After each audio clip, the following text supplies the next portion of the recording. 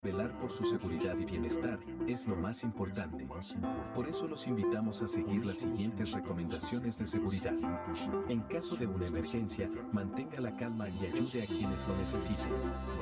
Evite obstruir las vías de evacuación del recinto. Respete las señaléticas de evacuación y emergencia. En caso sea necesario evacuar, camine hacia las salidas de emergencia y diríjase a las zonas seguras. En caso sea necesario evacuar, camine hacia las salidas de Velar por su seguridad y bienestar es lo más importante. Por eso los invitamos a seguir las siguientes recomendaciones de seguridad. En caso de una emergencia, mantenga la calma y ayude a quienes lo necesiten. Evite obstruir las vías de evacuación del recinto. Respete las señaléticas de evacuación y emergencia.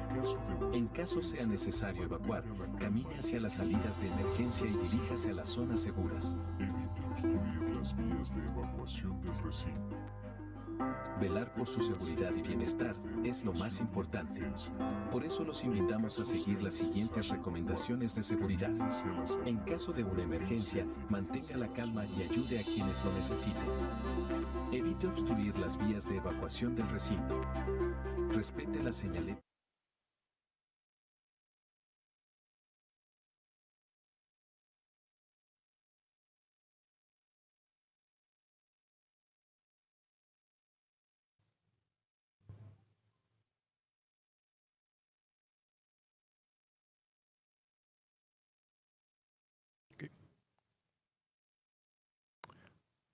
Buenos días.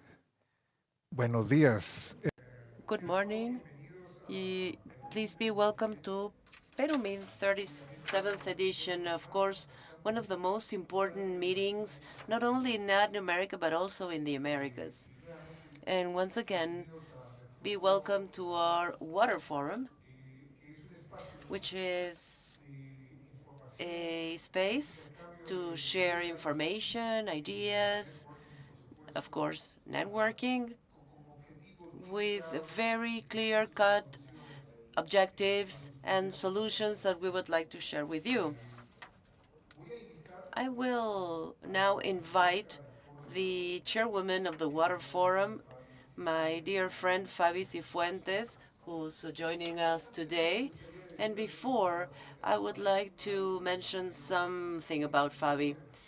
In Texas, we have a word where we say that it's not our first rodeo. This means that we've done it very oftentimes, and it is a pleasure to work with her. And I would like to thank Yesenia and her team, without whom we wouldn't have been able to do anything here. Fabi is the vice president of Health, Environment, and Antamina, and many other things. She's also the chairwoman of the Committee of the Environment of the Mining, Energy, and Petroleum Society. And of course, has a lot of academic degrees, but I can't fail to mention that you're an engineer of Universidad Agraria La More. Fabi, you are acknowledged. You will be sharing the goals and some details of this event. Fabi, the floor is yours.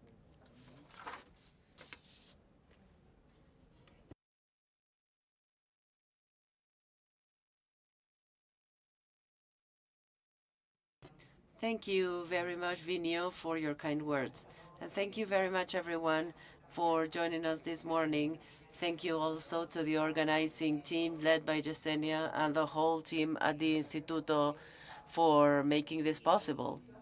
This started a couple of years ago with something smaller, I would say, and this is something that has been possible thanks to Vinio with his support. We've been developing this program and always trying to look for the most relevant issues that are gathering us around water and mining. Now, I will give my formal speech. It is an honor for me to welcome you to this water forum.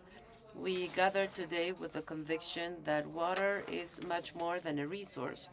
In view of climate change and the growing challenges around mining and sustainable development, this space seeks to be a place where different visions, experiences, and proposals will collide. And the goal is to put on the table the most urgent questions on water topics and at the same time explore the most innovative and realistic answers. We want this to be a scenario where we can share experience and information, rigorous information, and also practical experiences where global solutions will find enter in real experiences. And throughout these days, we will have the chance to hear from renowned academic authorities, showing the way of public policies, leaders who are committed to responsible mining, and representatives of the civil society who work on the field. Each one of them will contribute a unique look that will make this debate wealthier and reminds us that water cannot be tackled from one sector or just one discipline. We will think about the challenges imposed by climate change and the growing pressure on our water ecosystems. We will analyze the role of technology, financial innovation, and green infrastructure in the transformation of realities.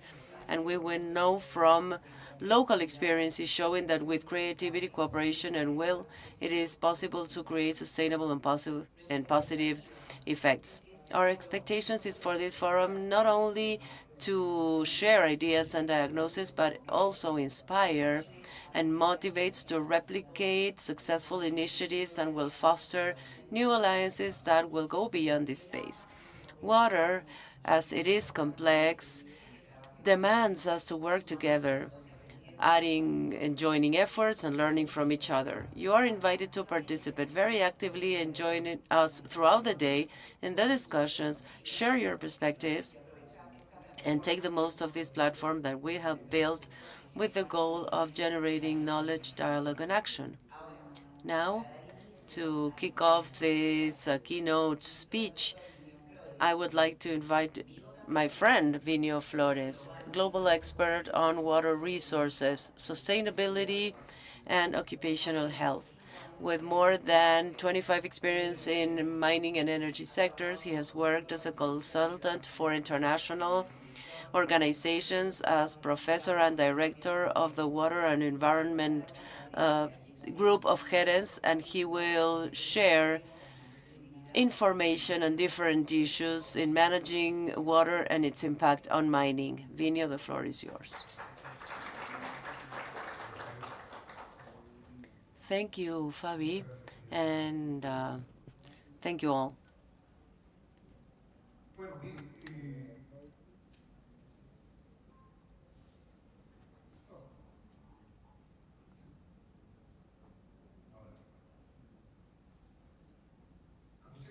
As you can see here, the title is quite, I think that I can use this microphone only.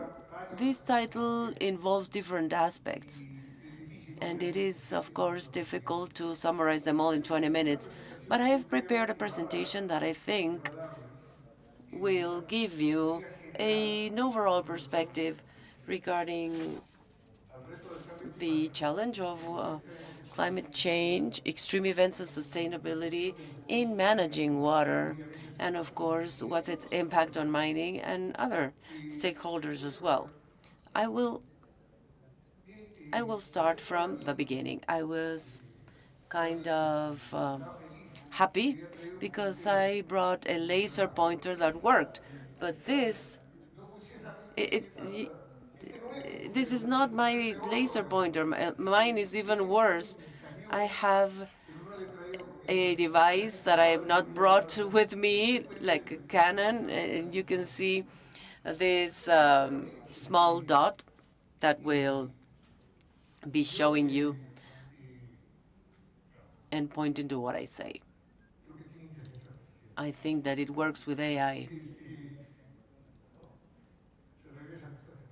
Well, it's actually not working very well. As you can see here in this graph, in the graph that you have to your left, this shows a difference between temperatures in Fahrenheit terms. It's not centigrades.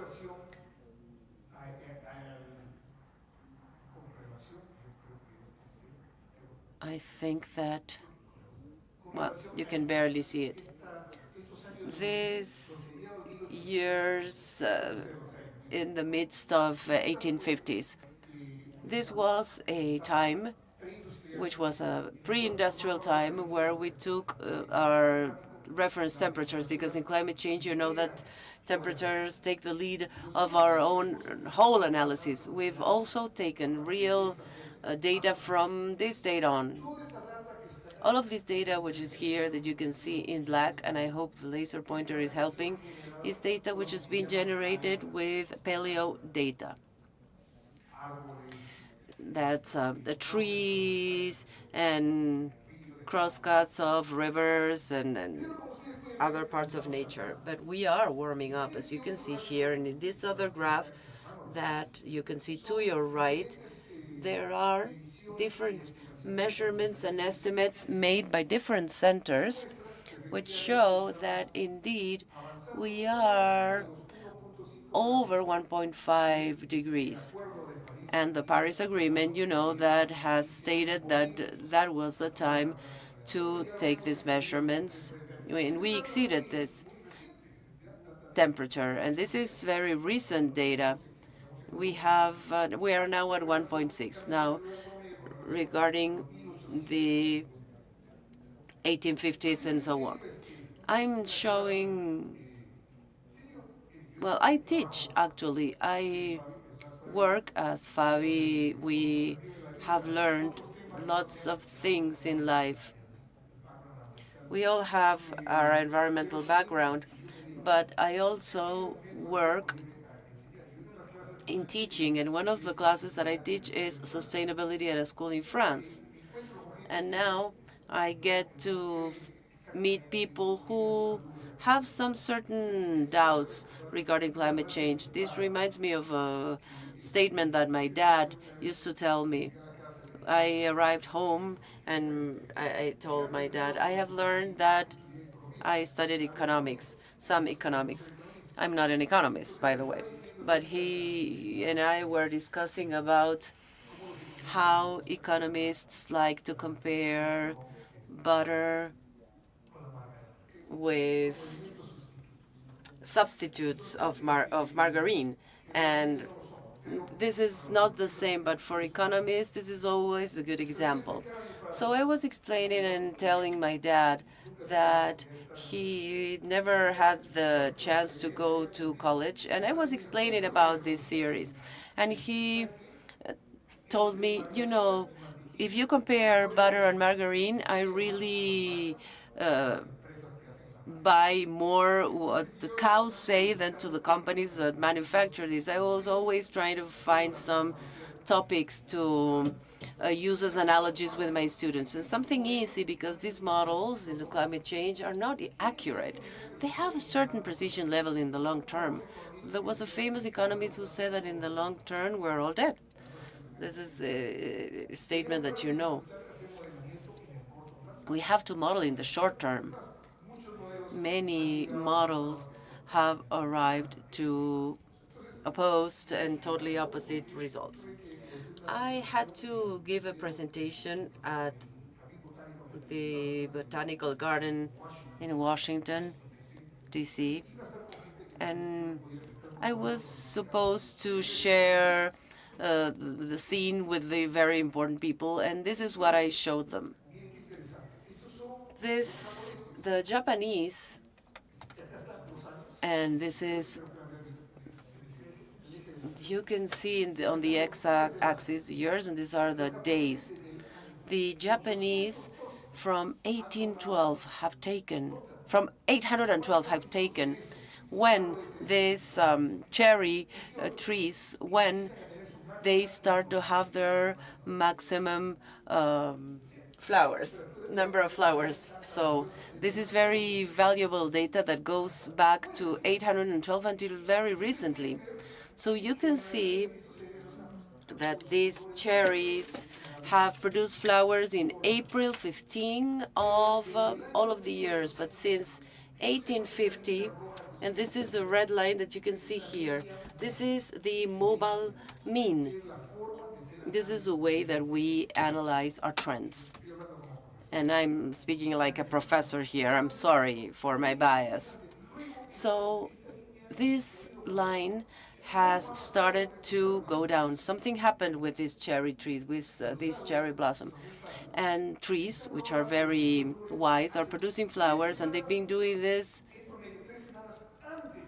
3 weeks in advance. So trees say something like, temperatures are warmer, there's water, now it's time to bloom.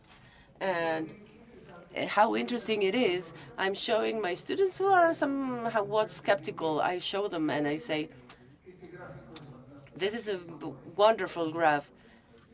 This is a graph that actually shows that something's going on with the weather, with the climate. We have even difficulties in modeling these trends. These are real-time temperatures of the surface, and this is the surface, and this is the temperature of water. You all have access to, I'm sure you will have access to these slides. Just, you will click here, and then you will go to the source information. There's 50 years of data here that definitely show that we are warming up. Definitely we are. It's almost obvious. And this is no news. Our glaciers are melting away. This is something that's happening all the time. They are thawing, and I'm not here to give you with all the details, but these are tropical glaciers and semi-tropical glaciers, which are around us, exactly around us. And you can see here that there are some curves indicating that these are hydrograms. This is the amount of runoff that we have with time. Of course, we are not here to analyze all of those details, but it is pretty obvious that this is changing. Imagine that you have a big chunk of ice, and it starts thawing, as it happens in nature, and maybe you don't have it anymore. So much of this runoff is completely different to the runoff that happens with this big storage of ice that you have in the glaciers. In the past 60 years, 60% of glaciers that you see in these areas have disappeared. But watch out, this does not mean that in the next years we'll keep this trend or rates. It will be more aggressive because they are thinner and thinner, and many of them have even disappeared. In Venezuela, the glacier capacity has been totally lost. Its coverage has disappeared completely. It's interesting to see that there are different patterns of runoff here. And this has a great impact, of course, on the volume that is used in different activities, including mining. Let's now move on to the second topic of presentation, which has to do with these water extreme threats, the floods, droughts, and so on and so forth. And one of these big threats is this one, which is the El Niño. We all know about El Niño. This is a graph showing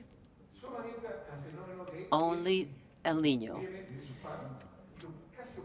And we have the opposite, which is La Niña, which is different. But here, what you see in this grayish color or beige color, I don't know what color this is. It's beige. Well, I should know. I should know. Well, anyhow, these are droughts. And what's in green, it's over the average. It's quite general, but it is very specific. And this happens all around the world. El Niño is actually a global phenomenon, which changes the patterns completely. The water hydrology patterns changes completely with droughts and floods.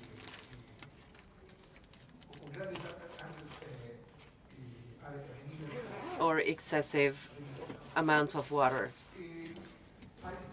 To explain El Niño, I've added this graph with the assistance of Antonio, who's my friend.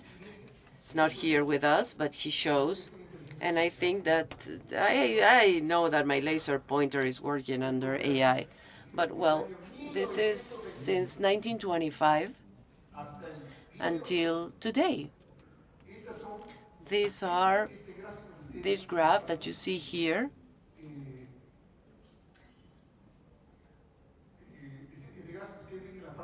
This graph that you see here shows the difference in water temperatures from 30 years before. 30 years before, and what this means is that in 1925, this is ENSO. ENSO and NC, which is the coastal El Niño. I don't call it like this because I like to call it Salvat, because the coastal El Niño is coastal, but it has nothing to do with El Niño. It's a common name that someone decided to use, and coastal El Niño has nothing to do. This is a different phenomenon, and this happened when we were at El Niña. And even it sounds poorly grammatically speaking. So you can see about this graph, and this is the coastal El Niño in 1925, which was actually devastating. Niño costero. There is another coastal El Niño in this year that it's in 2017, and another one here, a very little one afterwards. And we had 2 mega niños in 98 and 2013. And this green line, what does this mean? This is the Chicama limit. This is the station at Chicama. As someone from La Libertad is Chicama, I know Chicama very well. It's in the north of Trujillo, and it's the oldest and famous one in the country.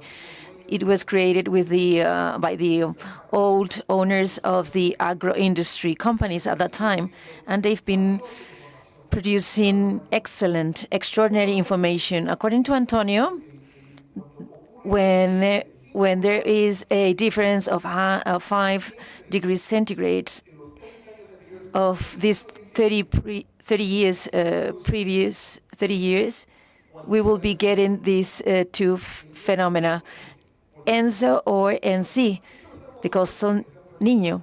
So we are making a publication with Antonio and other researchers, and we will be getting a family of this. But I think this is something fantastic that we have. This Chicama limit. When this happens,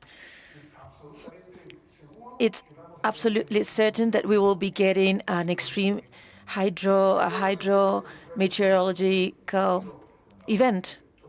And I will not want to take much time on this, but you can see here in this 2017 year, this Niño Costero, Coastal El Niño, was extreme event and exceeded many times Chicama limit. In 2023, the same, another coastal El Niño. In 2025, in this year, we were close to the Chicama limit.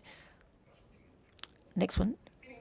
So this is a video, a very quick video that shows how this is from 2017. You can see we are repeating it many times where it says Peru. There is the Andes mountain range. This precipitation that comes from Brazil from the west will serve as natural barriers. But the mountain range lowers at its height in Cajamarca, and there are some infiltrations. Could you please pass this video? Okay, you can see that there are some filtrations that happen in Cajamarca. Some water filters through this location. On the other side, this is due to the coastal Niño. This doesn't let me. I think that it's telling me to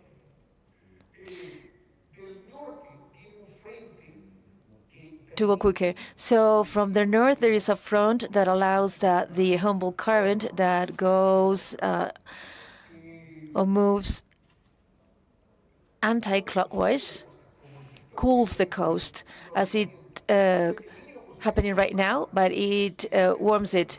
This is a regional phenomenon in Peru and Ecuador. This is not a global phenomenon, but regional. I wanted to show you this video. And next is basically with this climate change. I have a problem with this. Well, this graph shows something very simple. It shows that most countries, mostly developed, the increase of temperature or equivalent CO2 is due to the burning of fossils.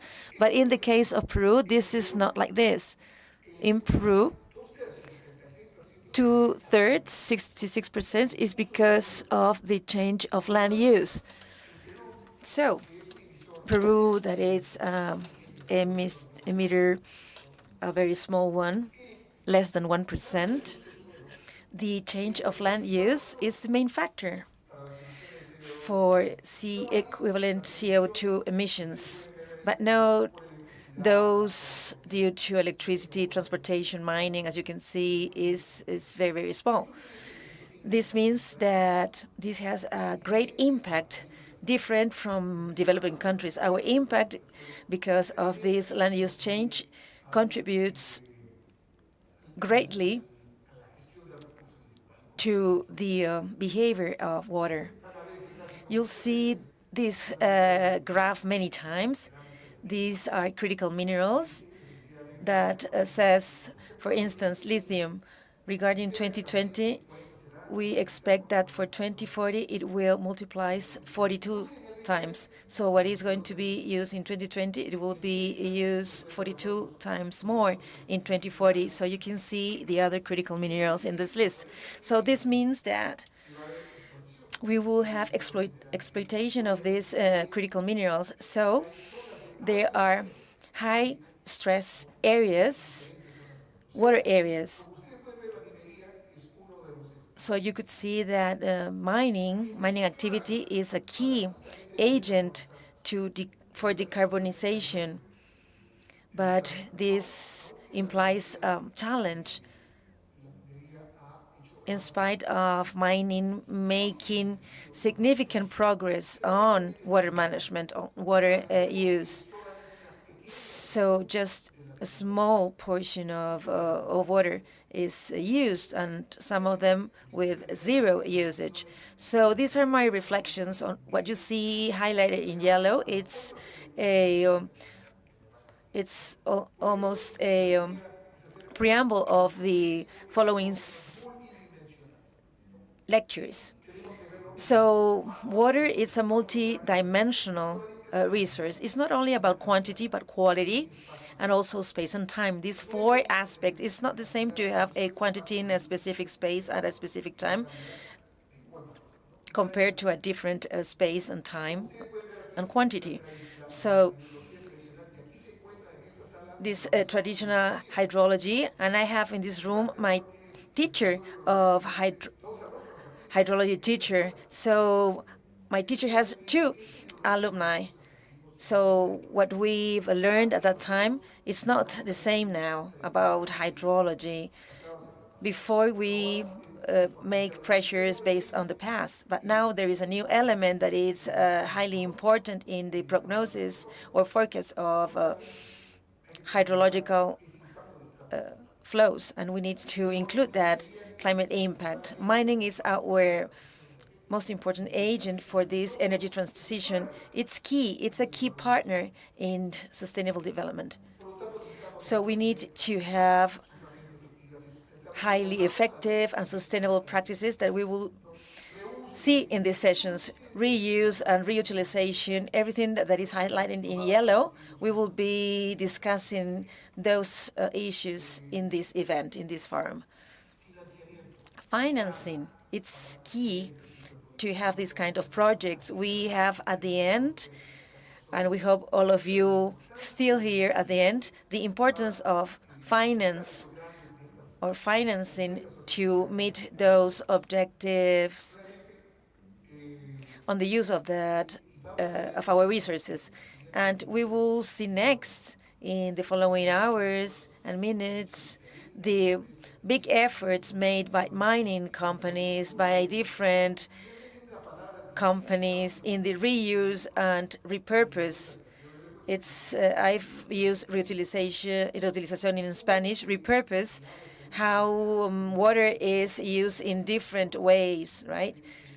In many ways to make it more sustainable. And lastly, the important aspect of the academia, the social society, private and public companies, and obviously the academia to get different ways to use water in a more wise way. So this is a region in Pastaza-Marañón region. This is a small area and stabilizes 3 billion of carbon, tons of carbon. So you can see this small area. If we destroy this area, this is a huge storage of carbon. Plants, trees. This is a small area. And this is the importance of having this small area. In the Amazon region, we have 120,000 billion tons of carbon. And this is my presentation, the end of my presentation. But I would like to say that we need to use water wisely and we need to respect the extreme events. The Mochica culture, where I come from, disappeared because they had a niño and just phased this culture out of the map. So you could see this pottery, nice pottery. These are the only relics, and they were disappeared by El Niño, one El Niño event. There are some evidence that they try to survive, but we need to be friendly with nature. That infrastructure we'll be talking about today, that infrastructure needs to be greener than grayer and very resilient. Okay, I leave you now. I appreciate for your attention. Thank you very much. And I give the floor to Fabi for the next speaker. Thank you very much.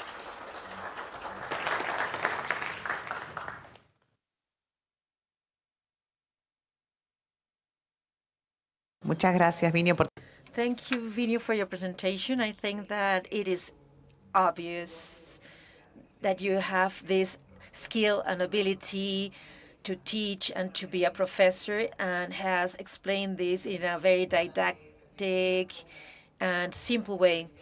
So it is important to see that in spite of all the difference in the political, social, geographical aspect, this is something that it's about all of us and affects the whole world, and solutions need to come in an integrated manner.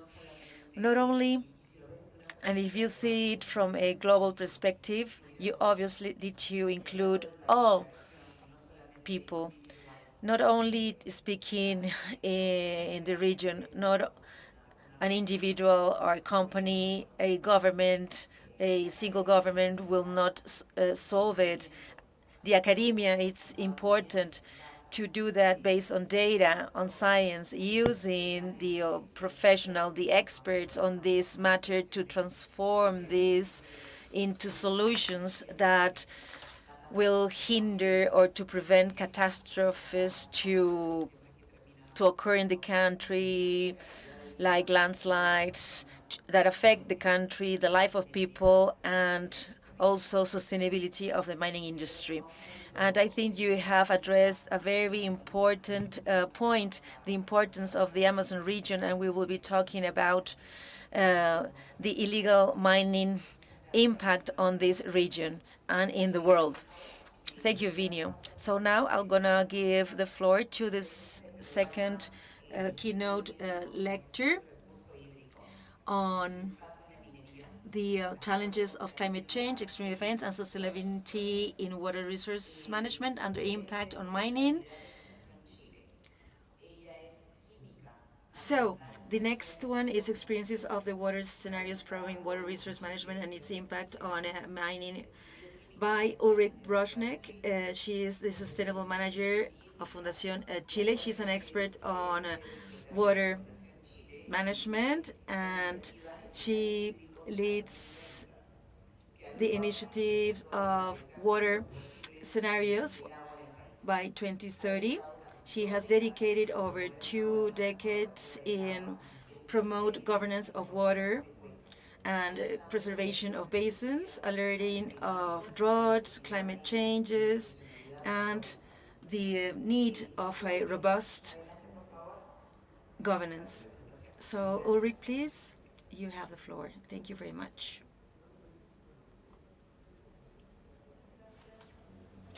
Thank you very much, Fabiola. First of all, I would like to thank for having me here to share with you. It's a real honor being here. Thank you very much for the invite. I'm going to share with you the experience of our work, the perspective or initiative of the Water Scenarios 2030. It's been over 300 institutions working within the communities, the academia, the NGOs, public services, and also private sector.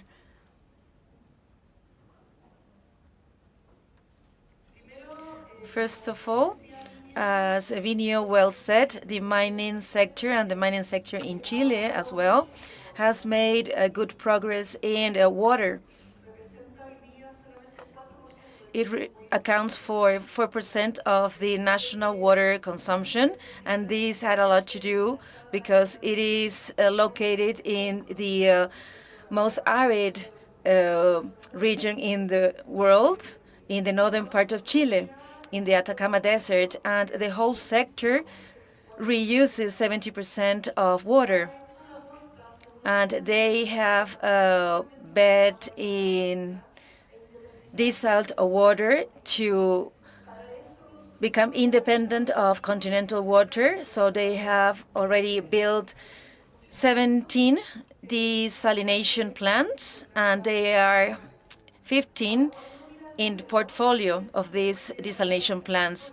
And you can see, however, this big effort, the seawater accounts for 34% of consumed water in the sector. And eventually, we will be able to double this percent with these projects in the portfolio. But eventually, we will not get to that 100% that we want to reach. And this changes the perspective to the sector because the energy consumptions has increased, and it's not that insignificant to get to that 100%. So in the following years, the sector will be depending a lot in sea, or the continental sea, and it is for the mineral transformation, the impact of climate change. We have some minerals that are more complex in our country with very low grades in deposits that are deeper every time. And on top of this, it is located in this drought, and also the increase of sustainability standards that impose very difficult challenges. And on top of that, from the normative and regulatory aspect, we have some binding actions with this climate change framework law. And we need to have a sectorial plan for climate change. And Chile has in the mining sector, and this got to do with reducing the continental water consumption. We need to keep on reducing its consumption to strengthen resilience, safety for people. And there is also another component that is related to degraded ecosystems by operations, implementing nature-based solutions to increase resilience for climate change and circular economy. All these represent challenges for the sector, and Chile has structural challenges. Among those, scarcity. So we meet 7 of the 9 vulnerability climate criteria. So we will be the only country that will get to this water stress. And we focus our effort on the northern part of the region, and this has extended to the central and south part of the country. In Patagonia, that is the southern part of the country, we are facing this for 20 years now. So because we don't have groundwater, we are using our water reserves, and we are getting these indicators going down. And this statistics has a trend towards reduction, and we need to solve this. The 0 day of Chile will be when this water reserves run out, when we will have this very dry seasons. So how we will get these strategic solutions to have a nation-wide impact? We cannot have these solutions that are too expensive. So we need to see the most strategic solutions that we could implement. And there is a consensus in Chile that we need to push this for access. In the center, we have the management and institutionality of water. This is a chapter that I will not be talking about, but we have some challenges in the institutional side of things. The conservation and protection of our water ecosystems. So these are nature-based solutions, the efficiency of water use, and the new water sources that we could include. But for this, it is very important to see holistically, as Vinicius said in his final reflections, the hydrographic basin as a basis to see where the solutions are located, and the economy of scale, the more synergical solutions that we could implement to be multipurpose. What we have now, on the contrary, we have fractioned basins in their management. We do not have basin organizations formalized. So this has meant for the companies, the users, challenges to find solutions individually, but in a water scarcity scenario will entail conflict and a more expensive resource. So to understand the territory and its whole or complete potential, we needed to use different tools. We developed 5, 6 tools to understand the territory, and these are translated in the pool of solutions and the combination of strategic solutions. I'm going to show you just 3 examples of these solutions for you to have an idea. One is water security index. It's a balance of supply and demand and include the ecological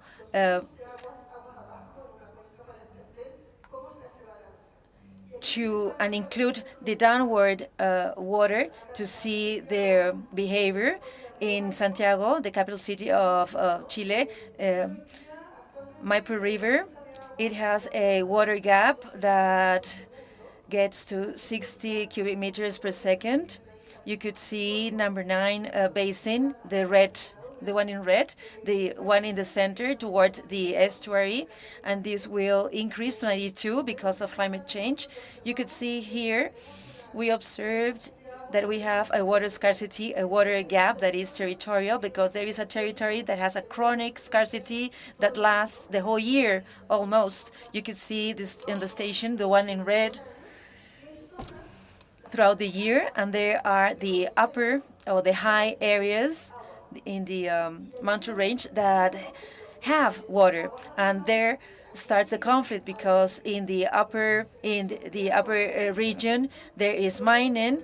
So we have the experts that propose to make those reservoirs. So we have already a water gap because we have excess water in the upper areas. We will be affecting the lower regions. So to see the basins is very important, and we need to understand how the territory behaves on this balance we want to get. We can also see as well the Maule example. This is another basin in the southern part of Chile. This is basically an agricultural basin. So the territory gap is a temporary gap. There are some periods of the year that the basin is completely in red, and this matches the irrigation of the farmlands. And there is another season that they have excess of water, so we could talk about recharge of aquifers to make use of this excess water. So we have a temporary management of water in this case. So we start understanding the behavior of the territory and the water. We have another region here. How can I propose infiltration of water, of rainfall that are more intense because of climate change? And so we need to see if we need to preserve these soils to manage and to recharge, refill the aquifers. So this is something that I want to show you, lastly, of all the solutions that we can do. Where are those cost effective? So from Maipo River, all the solutions that we built with the groups, we have an abatement of the water, and we can see the volume of water that each solution and action that this show us the unit cost. Those on orange is based on efficiency, and the one in purple are the new water sources. And we can see that in this basin, the largest volume of water is produced by efficiency, 72%, with 90% of investment. Desalination solution, it contributes with 80%, but it's only 8% of investment. So in this basin, we need to be focused on efficiency and nature-based solutions that are the most cost-effective as well. And in Maule, for Maule scenario, this is a different territory, another production, other solutions. So the solutions based on nature, you saw that there was an excess of water period, and we could use infiltration. So these kind of solutions contributes 53% of water with only 0.5% of investment. And this is very interesting when we see cost, what efficiencies are. 1% is on reservoirs, that is 93% of the investment. So you need to see what type of solutions we could choose through an integrated view. So in order to progress for the implementation of this, with this analysis, technical analysis, environmental from the water point of view and economic from costs, we co-build with the territory to translate all this potential into a portfolio, and this was made with the municipality, with a large number of professionals and experts, with this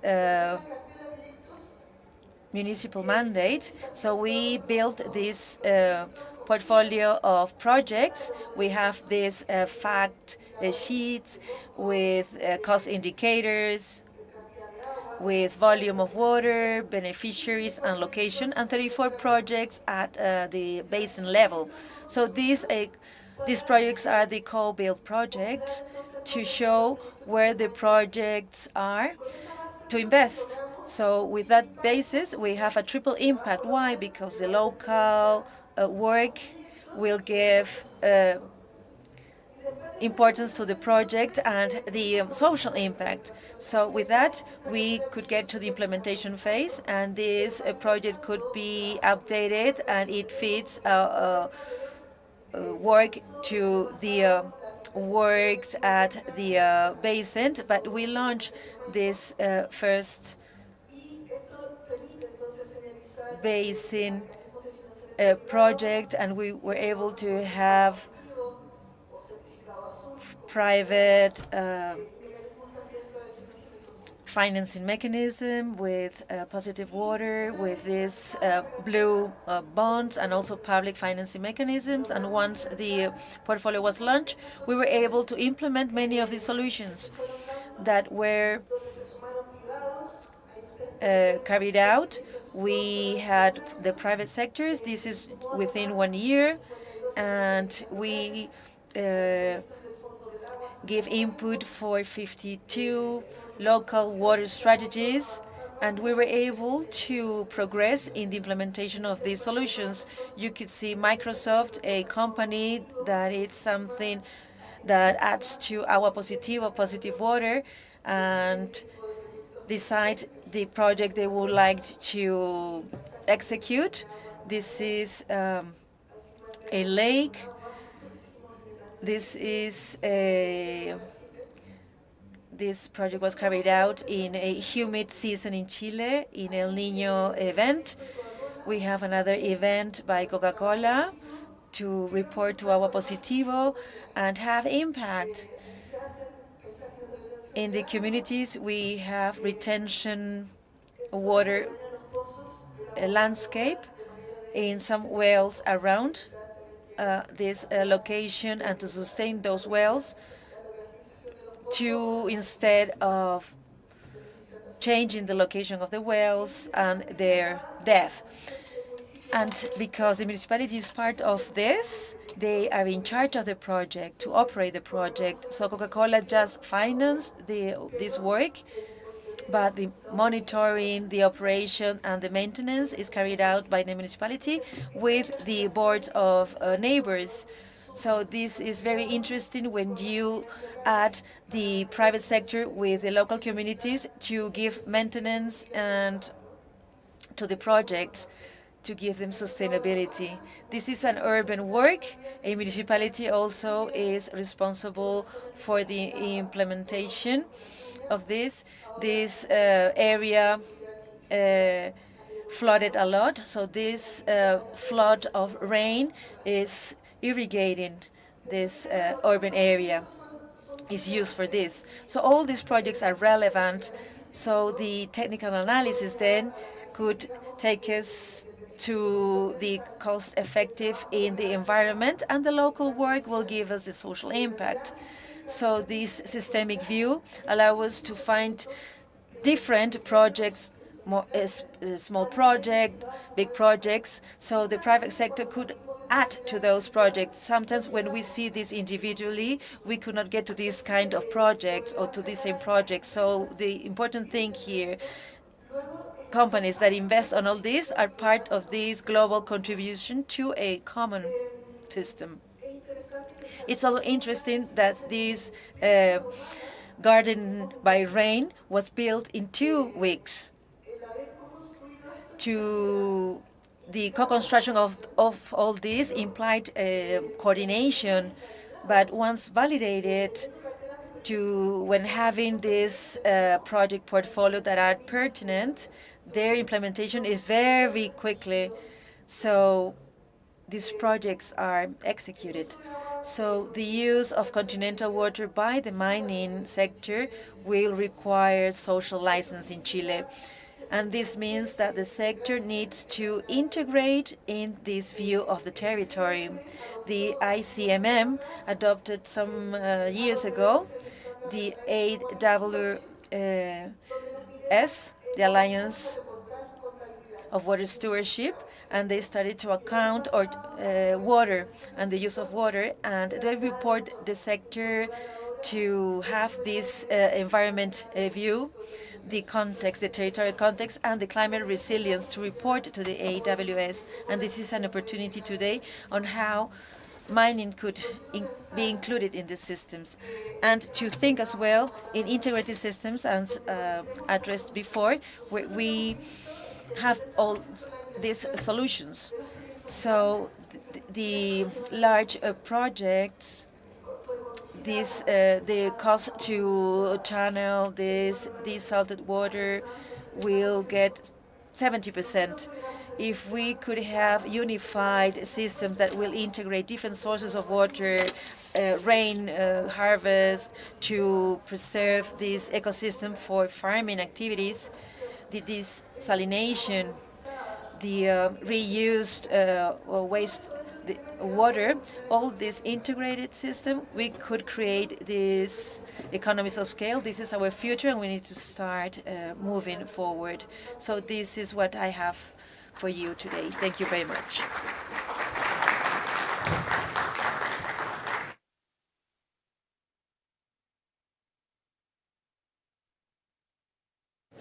Muchísimas gracias. Thank you very much. Wonderful presentation. Thank you, Ulrike. Now thinking about what connects us in Chile and Peru, well, mining definitely, and some other issues like the challenges that we have for water. In many places where the industry is being developed, the difference is excess of water.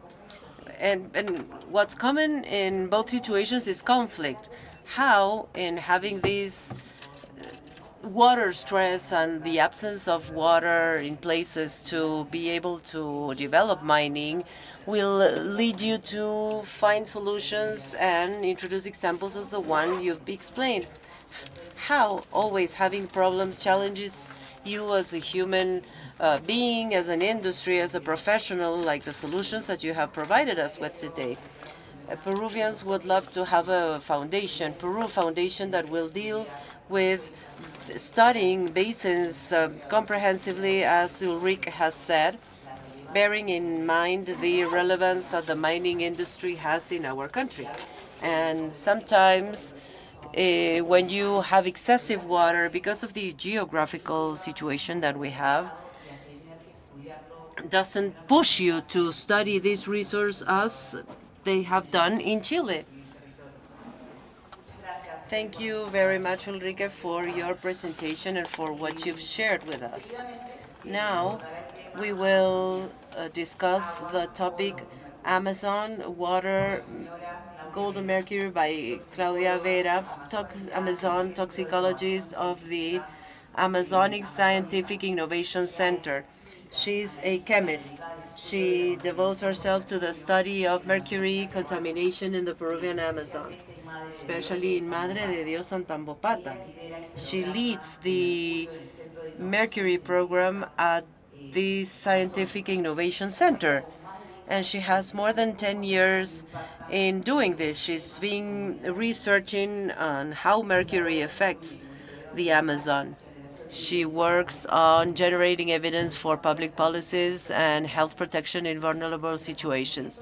In recognition to her leadership, she was named Tech Fellow 2025, something which broadens the scope of her work in international fora. Claudia, the floor is yours.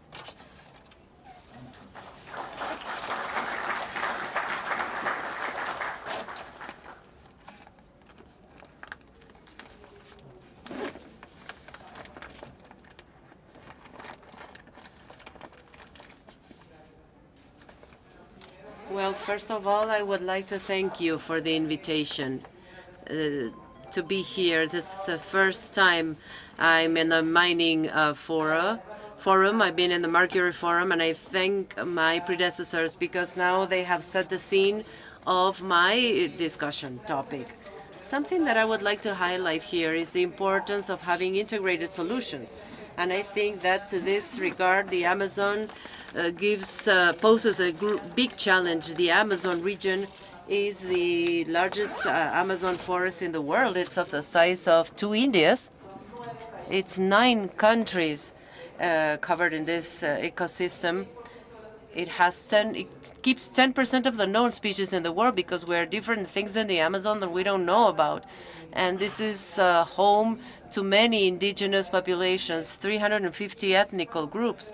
And I left this to the end, but last but not least, it has 20% water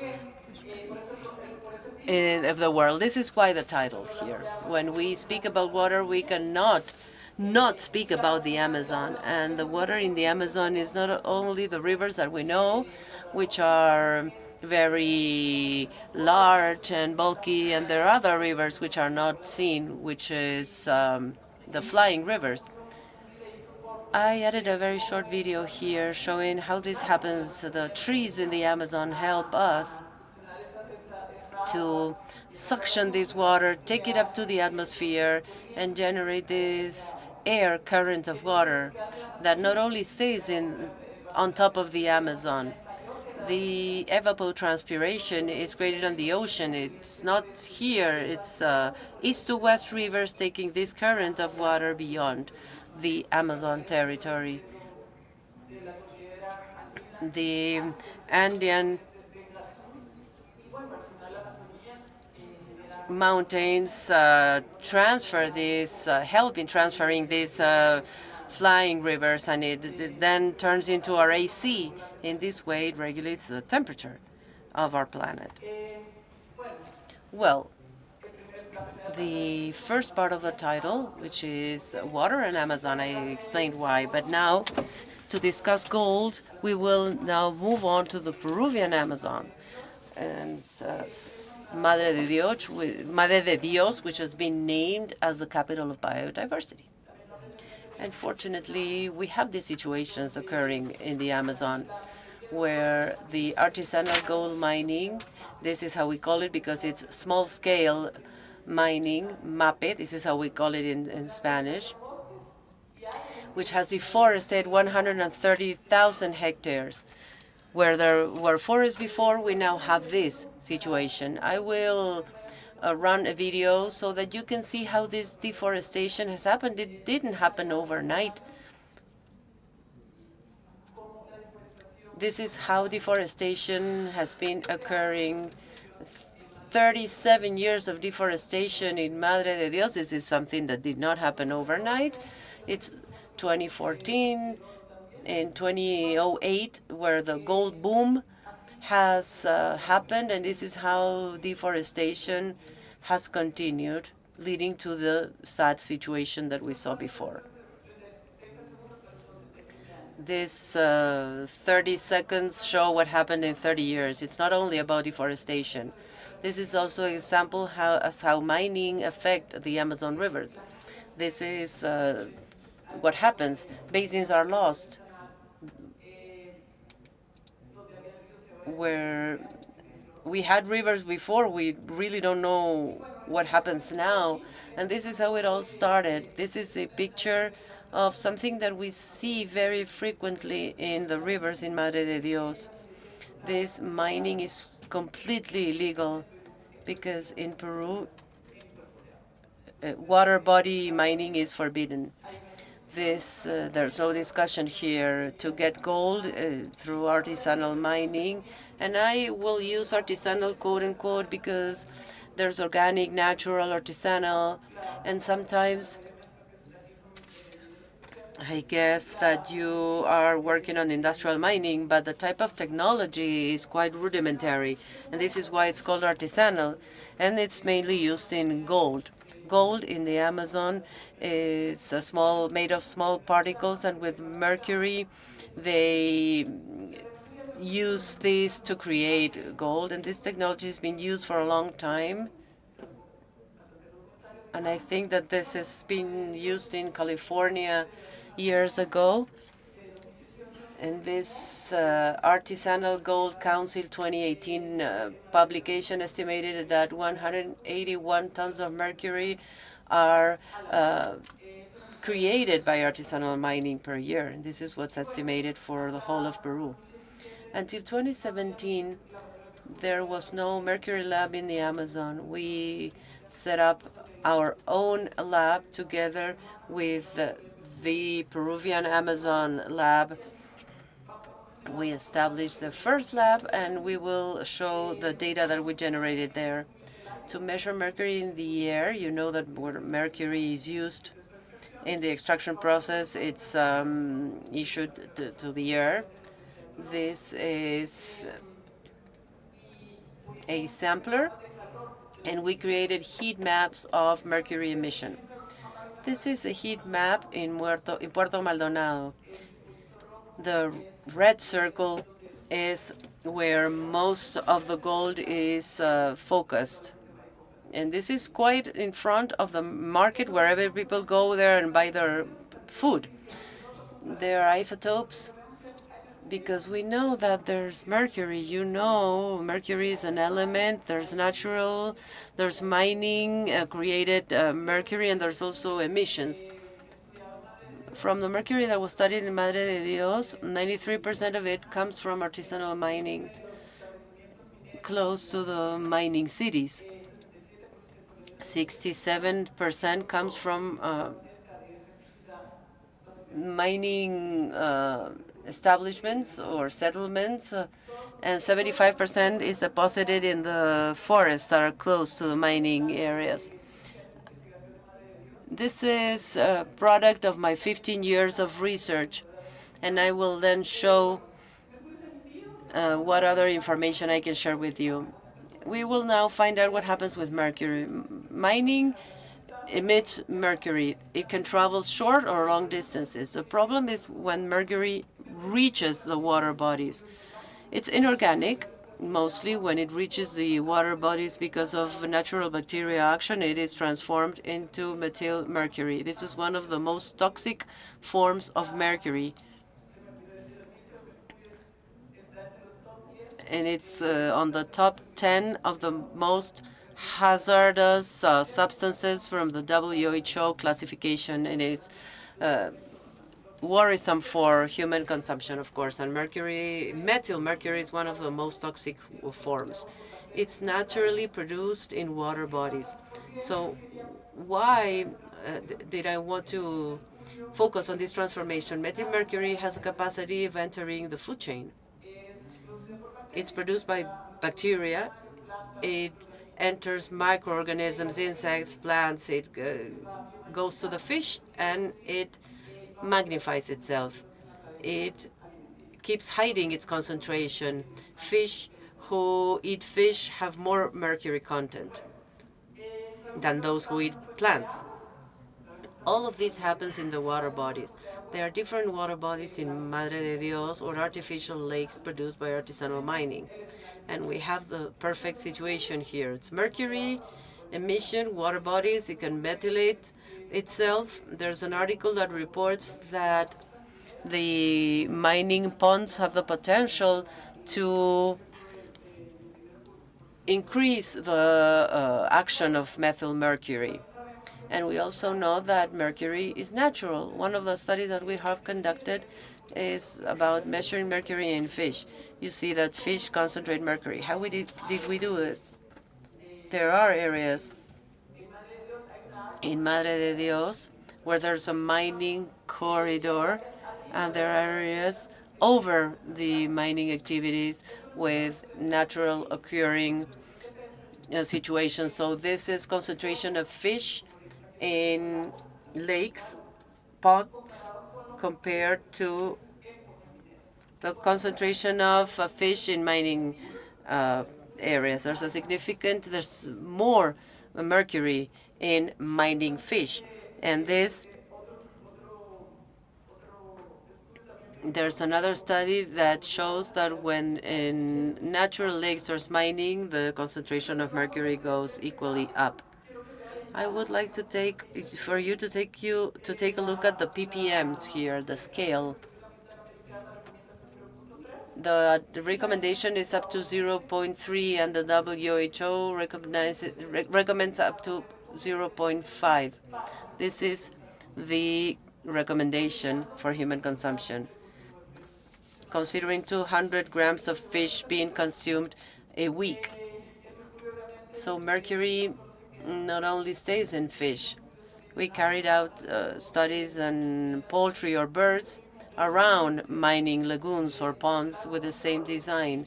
We have control lakes and mining lakes. The fish-eating birds have the highest concentration, and we have reported one of the highest levels in literature, and we saw the same behavior in bats. What does this mean? That mining ponds receive mercury, it transforms it in methyl mercury. Not only it stays in the ponds, but it migrates to our biodiversity.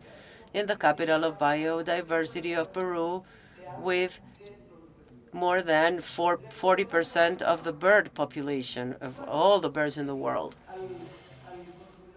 So we get to the final consumer, men. One of the ways to be exposed to mercury is by consuming fish. We are in the Amazon. The Amazon peoples are the ones that have the highest consumption of fish worldwide. Another piece of information, which goes back to 2012 in Madre de Dios, where there was a study conducted on hair strands to see how the people were exposed. Indigenous peoples have twice as much mercury when we compare with indigenous populations. Indigenous eat more fish, but I also wanted to give you with information. In Madre de Dios is one of the regions with the highest levels of migration. We have many people from the mountains, and this use is not the same as in other parts of the Amazon jungle.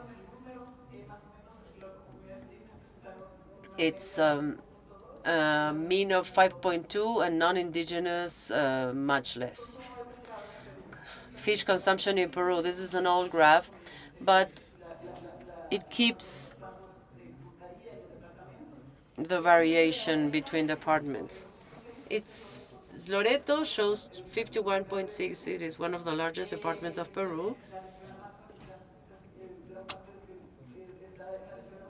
And most of the Amazon region is there with the highest consumption of fish in Peru. This is a picture of dredges in Loreto.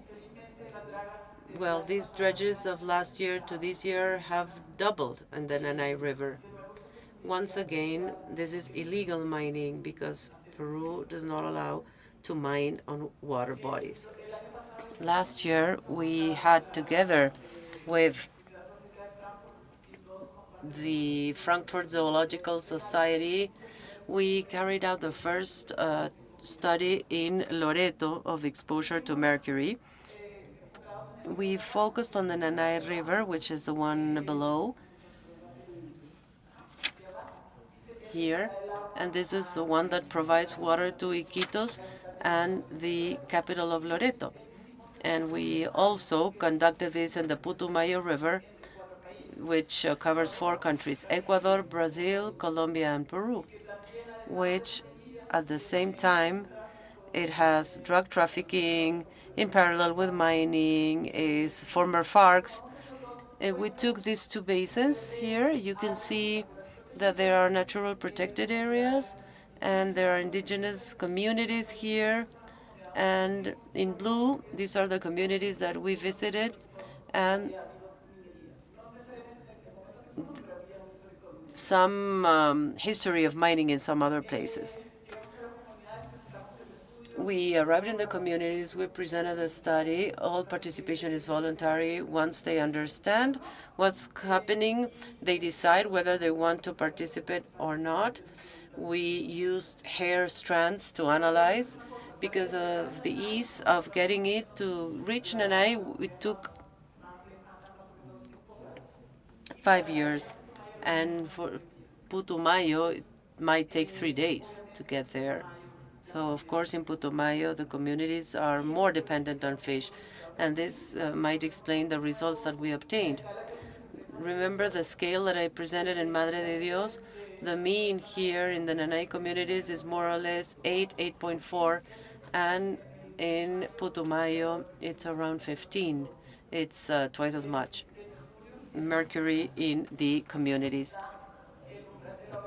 This is a WHO threshold advising 2.2.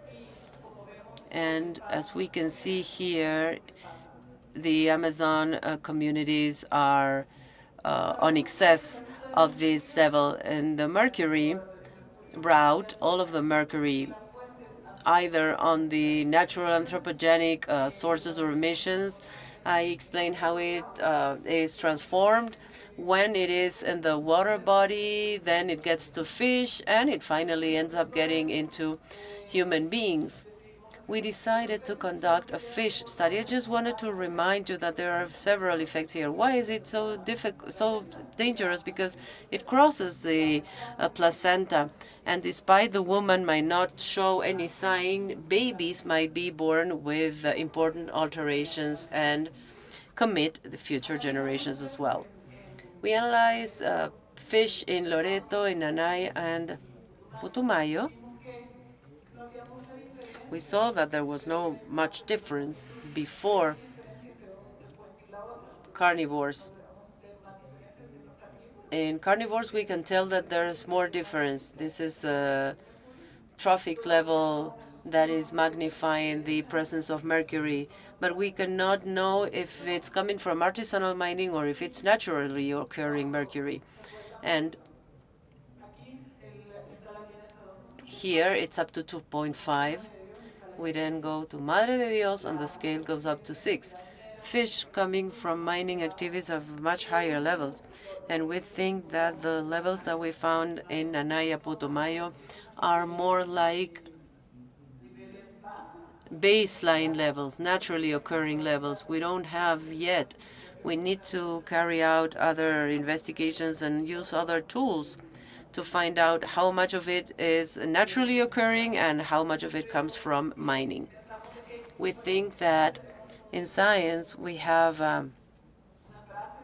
a phrase, because this is science for people and information is power. To make good decisions, we need information. All of this information that I'm presenting here is taken to the communities, to decision makers, because we actually need to base our decisions on scientific information. You heard about the academy having or playing a very important role in generating this information.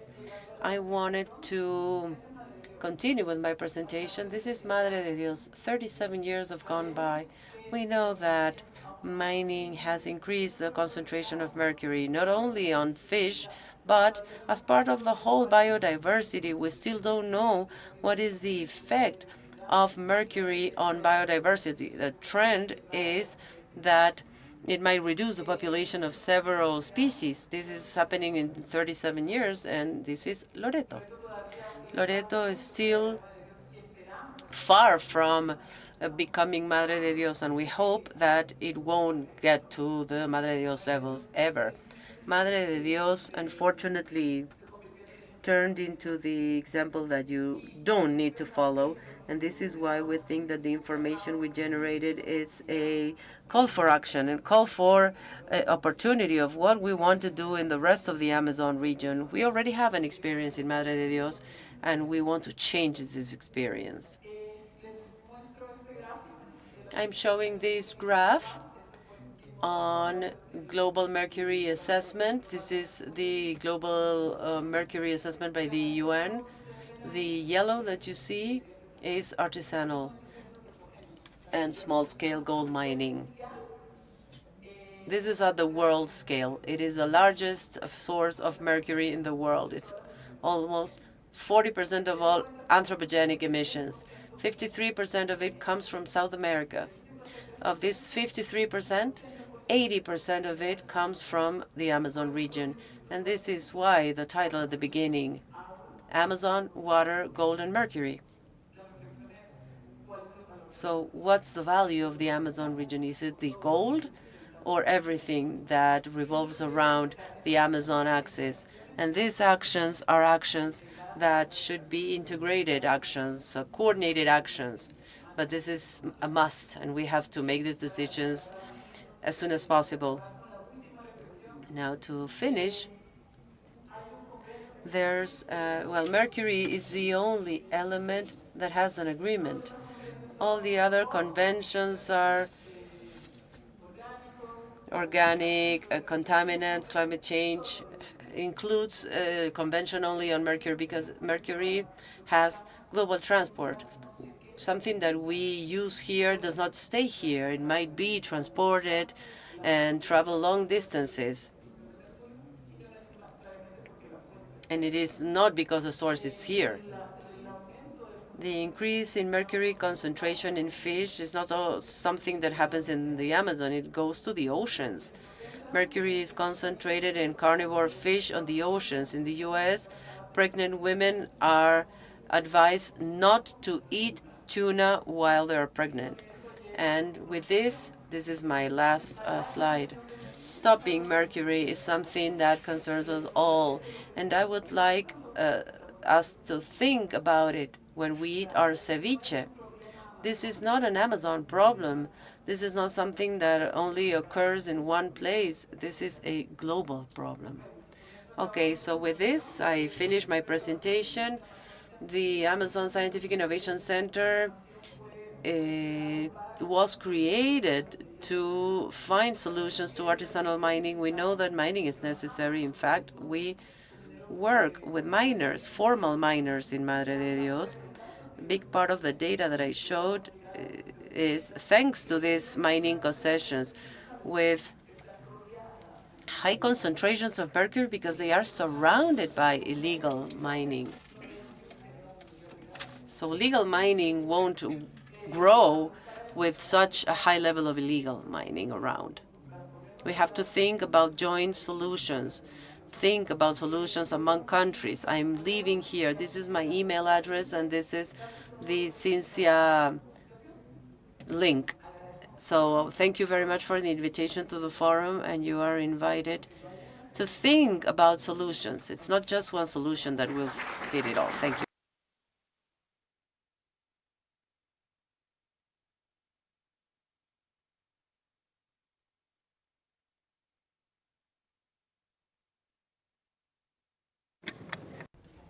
Thank you very much, Claudia. Congratulations.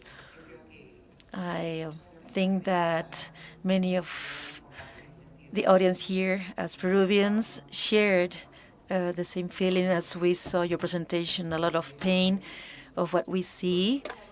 And this is something that we are not talking about something specific or in the past. This is something that keeps growing, and it's global.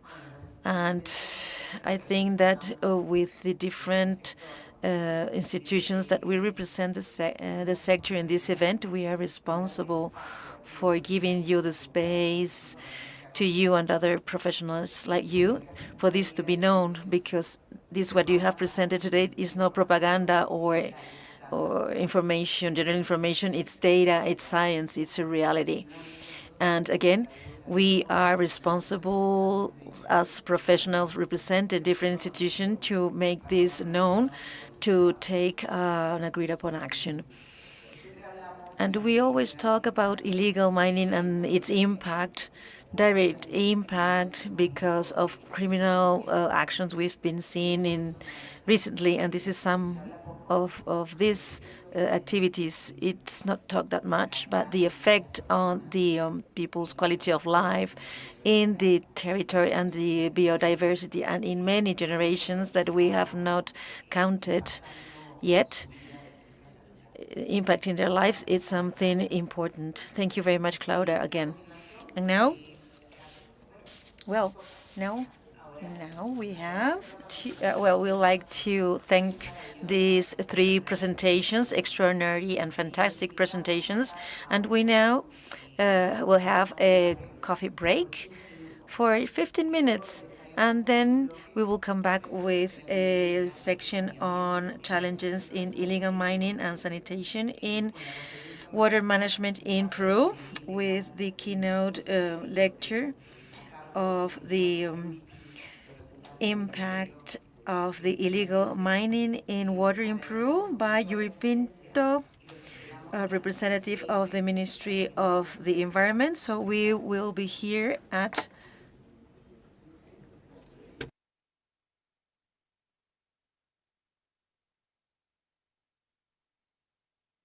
10:45 then.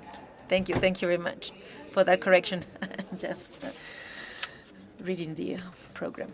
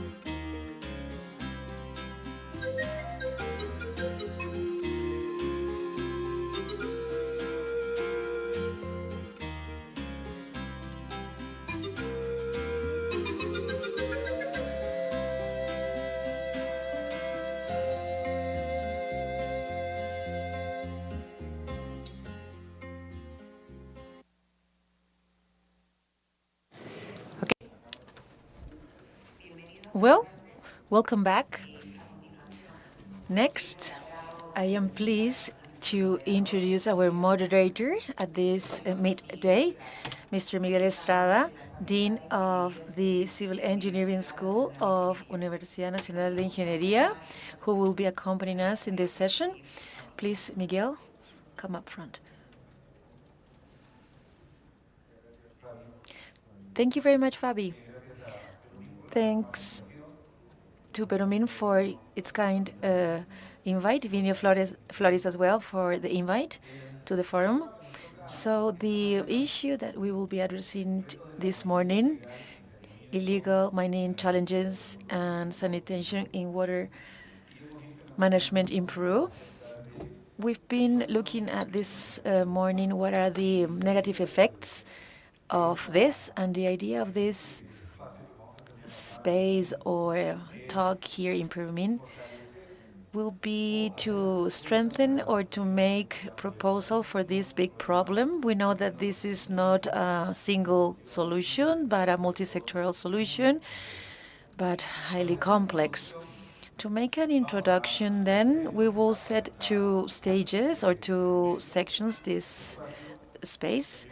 The first part will be to discuss the problem already addressed by Claudia, Ulrich as well, and on the climate change and effects. Dr. Vinio Flores already talked about this, but we will focus this more on mining and water. Water problem because of illegal mining in Peru. It's very serious and in many aspects that impacts health, the environment, specifically in the Amazon region and the Andes region. The solutions are many, but we can evidence a lot here in the country, contamination by mercury and other heavy metals. This is the most known problem and the most devastating one. Gold, the illegal gold mining use mercury to separate gold from sand and soil. And if you go to the Banco Central de Reserva or the Central Bank of Peru website, you can see the highest price of gold in the world, and this is a big menace or threat regarding this illegal mining. So degradation of the water systems. Illegal mining use dredges to remove great amounts of sediments in the riverbeds. This increases water turbidity and affects aquatic life, preventing light, but also the discharge of material waste, and this have an impact on the shape of the rivers. We do not have contamination of the river, but also a geographical problem, contamination by cyanide and other elements. Mercury is the most common the use of mercury is the most common thing in illegal gold mining activity. Other operations use cyanide and other products, chemical products, for metal extraction. The inappropriate management of this or use of these chemicals produce toxic impact in waters, and we are evidencing the consequences of this. Next problem, impact on public health. The long exposure to water and contaminated water and food with mercury and other heavy metals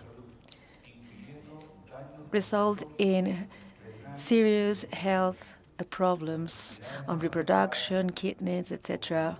As the indigenous people, communities that are affected by these effects. In many cases, there is no cure for their disease. Next problem, impact on food security and economy. Water contamination destroys fish industry, and this has a direct impact on food security of communities that depend on this product, and also ecosystem degradation of rivers affect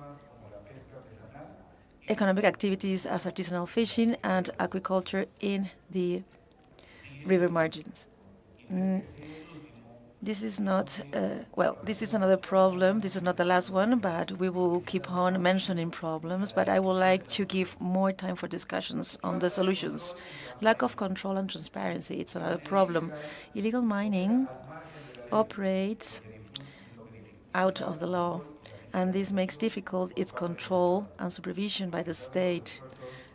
In spite of all the efforts, the magnitude of this illegal activity and the difficulty to supervise this, the contamination allows to continue without having any control. The lack of an information system of the water systems makes this problem more serious because there is no adequate protection for the community. Well, having said this, let's go now to the presentations. After mentioning all the problems, Yuri Pinto, he is the director of the General Directorate of Management Instruments and Policies of the Ministry of the Environment. A round of applause, please. Claudia Vega, ya hemos visto su presentación.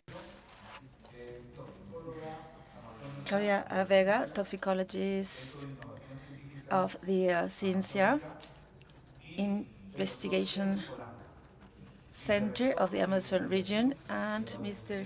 Henry Polanco, Vice Chancellor for Research of the Universidad Nacional San Agustín de Arequipa.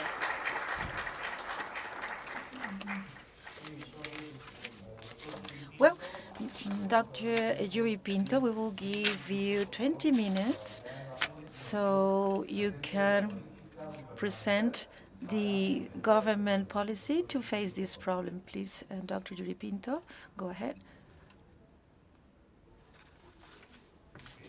Okay, thank you very much. Good morning. So I'll bring the regards of the Ministry of Juan Carlos Castro. He is not in the country.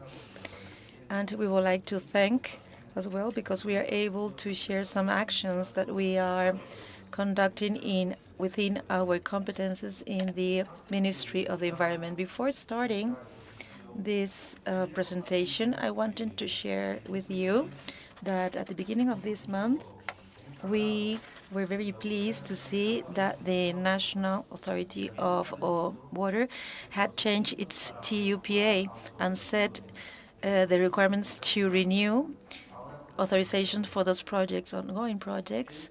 It's already launched. So this is because of a Supreme decree from our ministry, and we said that the renewals needed to be made automatically for those ongoing projects, but we need to supervise and accompany those from the state.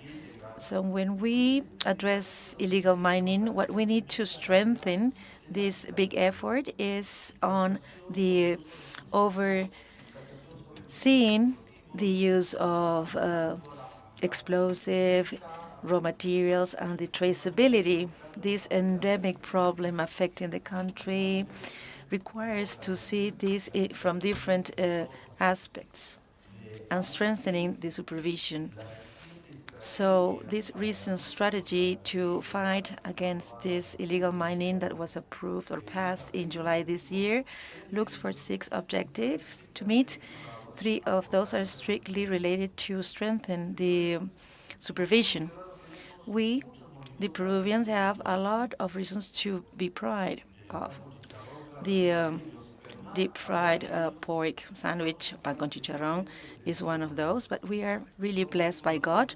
We are one of the countries that has the greatest availability of water around the world. In Latin America, we are the 3rd place after Brazil and Colombia of the water availability. And our institutionality and problem was analyzed, and in Peru, we have a lot of potential to make a good management of water resources. We don't only have great water resources, but Peru is one of the 17 mega diverse countries around the world to have the largest amount of wildlife is in our country. The 84 climates of 105 are in a country. And also, we shouldn't forget something fundamental. Almost 60% of our territory is made up of rainforest. Well, around 60% of our territory is a rainforest in the world. Peru is ranked number 9 in the extension or territory of rainforests. Almost 20% of our territory is under a protected system or a regional conservation area or natural protected area. And we also have this well-known OMER. These are other efficient measures for conservation. So I'm trying to tell you this to highlight our multi-diverse country, and it's highly rich in natural resources and also in minerals as well. Most of our world reserves and minerals, copper, zinc, silver, are located in our country. Our country has the highest productions in mineral resources. And also, we have witnessed that we've gone from the 59th to the 40th place of a country with the largest competitiveness to bring mining activity to the country. So we've seen this year our competitiveness ranking has improved. To get mining investment, we will be beating Chile soon. But to maintain these positive indicators of our mineral resources needs something fundamental: environmental management. To have a sustainable Peru, to improve its population well-being, requires a well-managed environment, and we need also to guarantee water availability. Water management is the fundamental or the cornerstone where the environmental management lies on. This is the fundamental pillar to have a sustainable development in our country. We cannot talk about improving quality of life of people or sustainability or to preserve the ecosystems if we don't talk first about efficient management of water resources. So, my friends, water resources are the key driver for developing the economy and the social and the society. And the highly intensive activities in the use of water account for 40% of the GDP of Peru. 1 out of 4 Peruvians work in farming activities.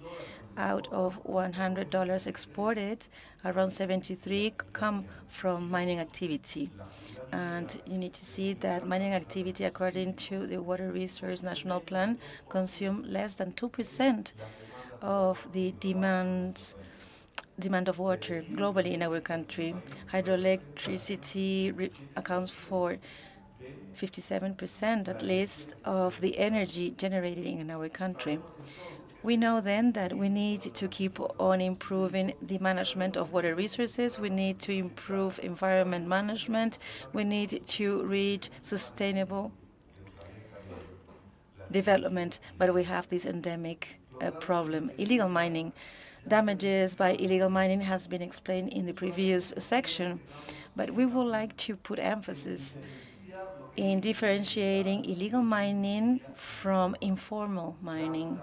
It is clear that much illegal mining hides in the informal mining, but we need to separate illegal mining from informal mining. Illegal mining has no authorization, is not in a formalization process, and it's one carried out in forbidden areas. The water sources and water resources, they shouldn't be used for this activity or this mining activity. So it is impossible to authorize someone to carry out this activity in a source of water or in a water body. And this illegal mining destroys our system, and it generates damaged ecosystems and affects our people's health. Some important data. The National Plan to formalize mining activity give us some data. In 2023, 42% of exported gold from our country came from the illegal activity, illegal mining. So illegal mining generates over 40 times a profit of drug trafficking.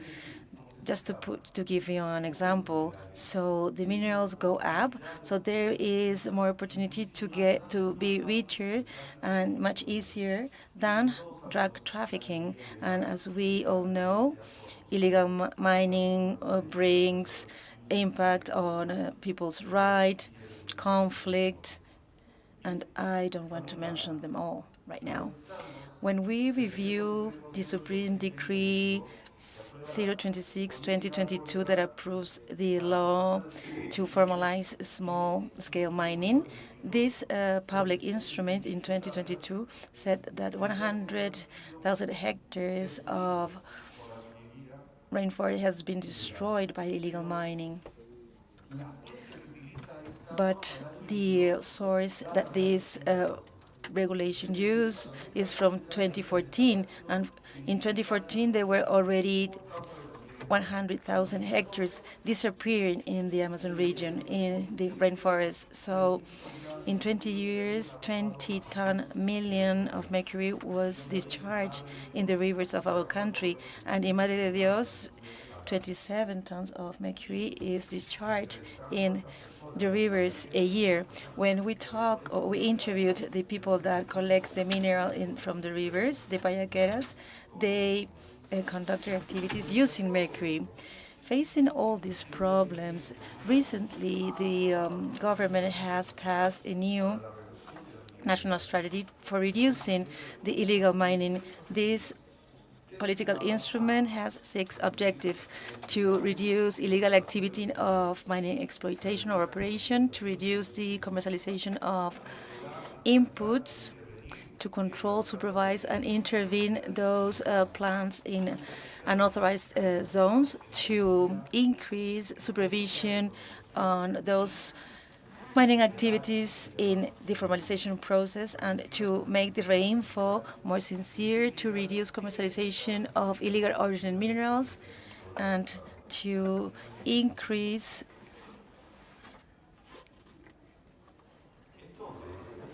the investigations to criminal organizations. So within this national strategy, an important axis is to strengthen supervision. As we already explained, to fight against illegal mining is not just work or responsibility from the Ministry of the Interior or the Ministry of the Environment, but it requires the participation, active participation and permanent participation of all. So through the cabinet, there is a high commissioner for the fight of against illegal mining from the Ministry of the Environment, and specifically from my area, that is the direction of the policies from this environmental impact system. Besides the strengthening of the supervision, we need to provide development to the communities, sustainable development to the communities. And the only way for this sustainable development and to improve their quality of life is through investment projects, through public or private and public sectors. And we have then 3 fundamental axes for this. We are working to reactivate the economy in our country, to promote the development of our departments, and to have more infrastructures and services. And under this view, and we are convinced that we need to promote investment projects that are environmentally sustainable and to meet the environmental requirements, and led by Minister Castro, we need to get more predictability, to expedite, and to get higher technical studies. And for this, in the past last year, we are given environmental certification that represent around $36 billion. And these have been thanks to these normative changes regulating environmental studies. Before getting to the field to work, we need to have a for authorization, a forest service authorization. And SENASA, this other entity, will require permits from CERFOR. Now you don't require any permit from CERFOR, you need only authorization from SENASA. When getting this environmental study, you need to implement these recommendations, but this may not valid when you submit your environmental assessment. So there were double work, and we have streamlined the process. We have already approved a new procedure for environmental certification through the SENASA. And the National Authority of Water is making or putting together a catalog, a terms of reference, to have more predictability in the preparation of the environmental studies. And as I said at the beginning, many procedures can be done with automatic authorizations. What we look for is to strengthen the supervision, not evaluating at the office or at the cabinet. We need to strengthen the supervision in the field. That's key. And there is still opportunities to keep on improving all this paperwork to promote the development of environmental and sustainable projects. We've created this toolkit of the CESEA, and you could see all the regulations for the environmental study that are more expedite and clearer. And if an environmental authority is granted all the discharge authorization, everything that this board of water evaluates will be given automatically. This is simultaneous paperwork, and this we hope that this is going to be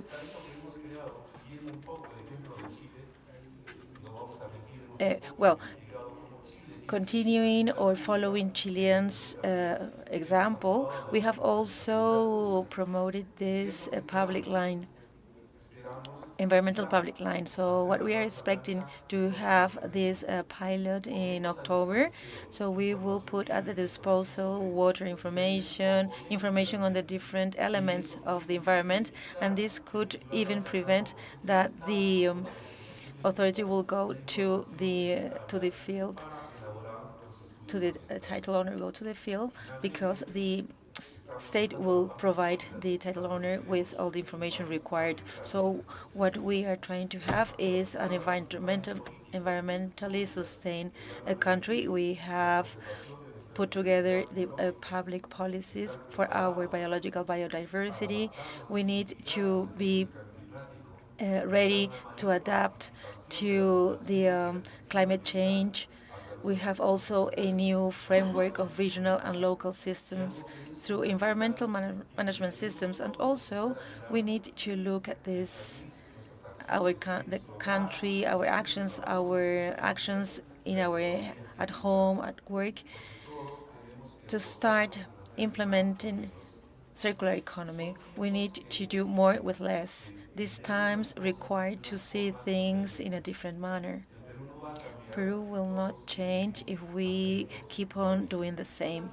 And one important piece of data in the management of water resources, the Ministry of the Environment this year in May organized this water summit with Latin American countries and the Caribbean, and they have adapted this water route map. And this is like a guideline for all countries to implement actions to face the common challenges we have in Latin America and in the Caribbean to improve water management. We know that illegal mining is an endemic disease and we need to be zero tolerant, but we need to differentiate illegal mining from other activities, from informal mining. We need to set measures to comply with the objectives of the main instrument of the environmental planning in Peru. This is the national policy on environment, looking for 3 objectives: to improve the quality of life of the people, to get a sustainable development, and to have healthy systems. And we need the congress of all the sectors. Thank you.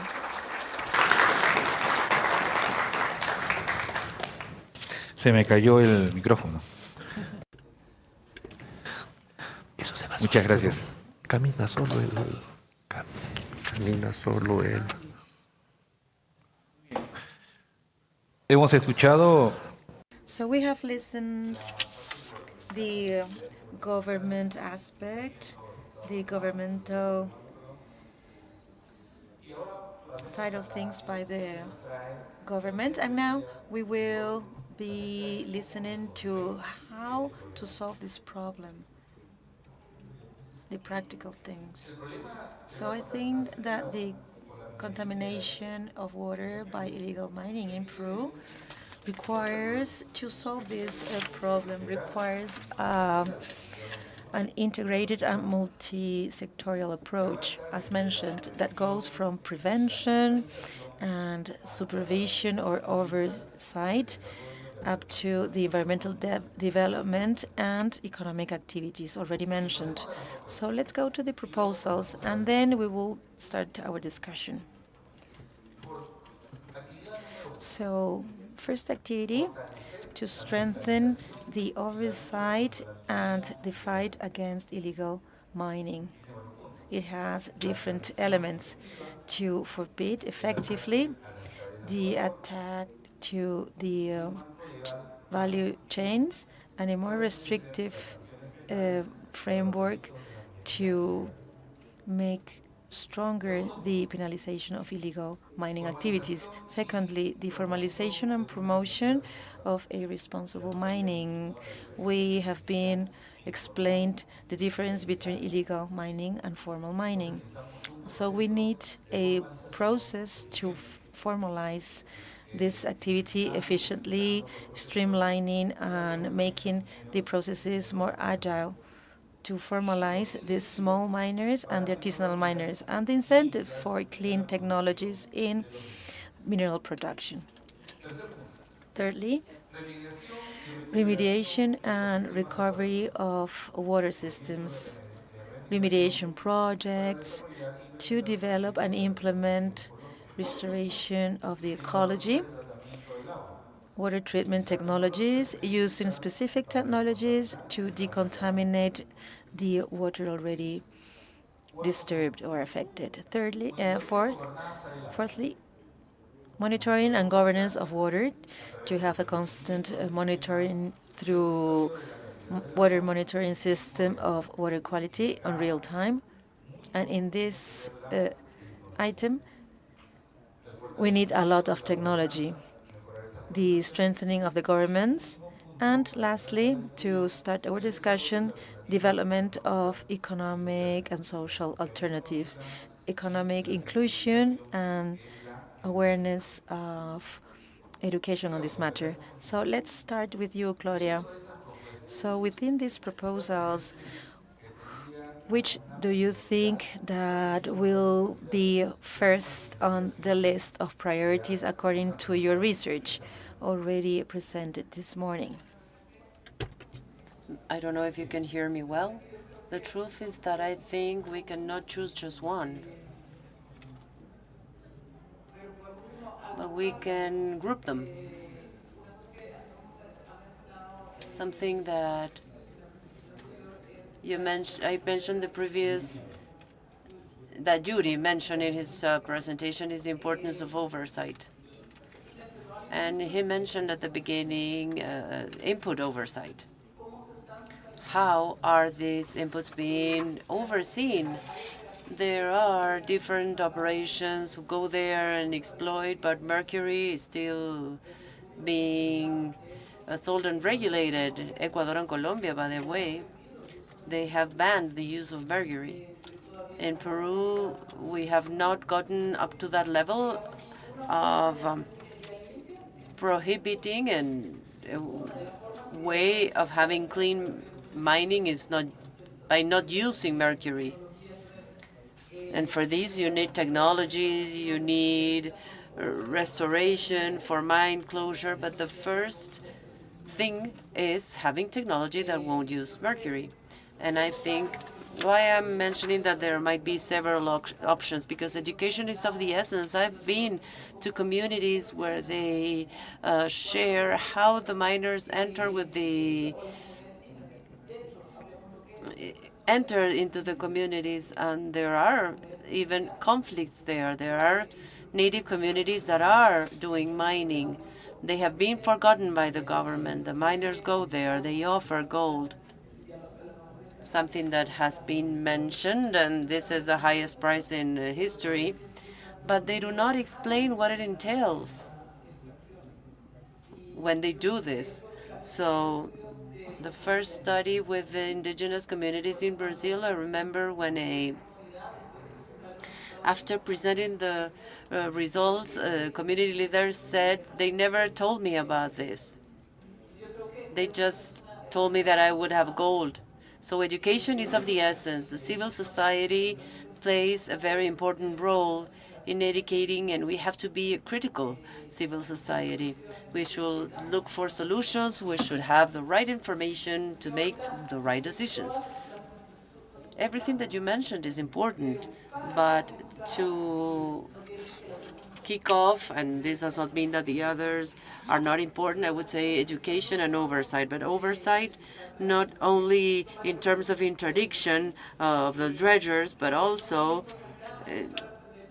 here to obtain different chemical reagents, you have to follow a long red tape, because in mining there are different things that we know that are used for mining, and they don't have this level of red tape or oversight. There are different ways of overseeing, and we should have a more organic way of overseeing and not having only interdictions in the territory. Thank you very much.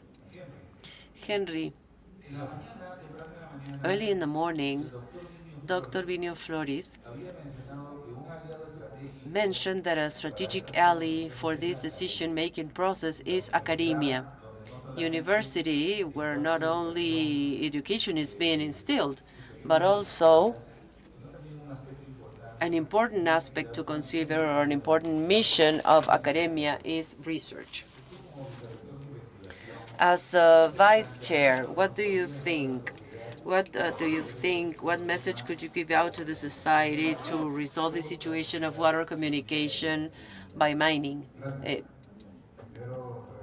Well, first, Dr. Flores, the president of the San Agustín Arequipa University, brings his greetings. I would like to thank to the organizers for the invitation to this forum. In research, we always start from a premise. We have to take a good look at the cause to analyze and to reach a solution to the problem. But I always hear about oversight and interdiction, but have we really analyzed the causes? Why is there informal and illegal mining? This is a very critical issue, a very complex and highly sensitive topic. Remember that in the country for at least, well, it's 100,000 people who are doing this illegal mining. It is not about a technical problem. It is not about inputs or contamination or pollution. This is also a social problem. And this social problem is something that I think it's the fundamental cause, the lack of leadership, who right now at the state level will really strive to look for solutions or strategies to leave behind informal and illegal mining. Remember that this is the mother of all vices in the society. We have illegal mining settlements in the country where the state never gets Secocha Rinconada, Patas, Huaypeto, where Claudia has carried out her studies. So they are extending and extending, and there's no state present there. If we send someone for oversight and interdiction, do you think is that the solution? I personally think, and at the university we think that this is not a solution. We have an environmental law with different aspects and a very long red tape. If from the time where the first laws were passed in the 90s, there are thousands and thousands of standards out there. And imagine if a responsible large-scale miner already has problems with the red tape and permitting. Imagine what about the small scale, the artisanal miner might think. So do you think they are interested in formalizing themselves? Possibly not. And the better for them if they become illegal or stay illegal. And I think that the state has to see there who will be taking the lead here, not fighting against illegal mining, but what about the formalization process of illegal mining? And I think that here, not only the Ministry of the Interior or the Ministry of the Environment have a say, but also there should be an authority who would actually take the lead and provide solution alternatives. Technical solutions, there are plenty. River decontamination strategies we do have at the university. In agreement with the Colorado School of Mines, we are working on wetlands, a wetland project that with plantations at the riverbanks, we might then be able to decontaminate because in our flora we have plants that absorb heavy metals. So we can populate the riverbanks with these plants and we can generate natural decontamination. But we have to prevent more contamination from occurring. How? By formalizing. How to formalize? I've taken note of the 003 decree of 2025. It says building capacities, strengthening oversight, reducing this and that. But how? How are we supposed to reduce? So we have to provide the society, as Claudia says, many communities would rather work with illegal miner and informal miner because they will have more advantages than the state would grant them. The state is not there with education, health, but the informal miner gets there with money, with wealth. So this is the fight. First, I think that we have to strengthen the authority that will take the lead and guide the formalization process of illegal and informal mining. I don't think we will solve anything with laws. And what Claudia says, it's very true. There should be education, awareness, raising towards the community. Many problems are now in evidence, as we heard in the morning. We see this on the newspaper, on the TV, and there are films even as to how informal mining works and how everything is degraded. But it is still there. The problem is there. So let's look for solutions. First, someone should take the lead, and formal and large-scale mining can indeed play an important role here. Something else that is also a problem is the use of water in Peru. And I'm sorry, but this is worse. Agriculture uses approximately 70% of water. As my colleague said, we cannot even get to 2%. So where is the problem here? So the informal miner is using a lot of water because this is not like responsible mining where they are recycling and reusing and they are giving good use to it. But if we go to the dredger is there, the water is still running and in very big volumes, which are fully contaminated. Generemos un liderazgo. I think that we have to create leadership to see how to reduce informal mining. The oversight part, I would leave it to the end and maybe see if we can have a permitting process that will facilitate everything, especially for the miners, to become formal. And third, through the ministries, we should start providing them with technology to the informal miners. We have studied this at length. We have technology, but they need to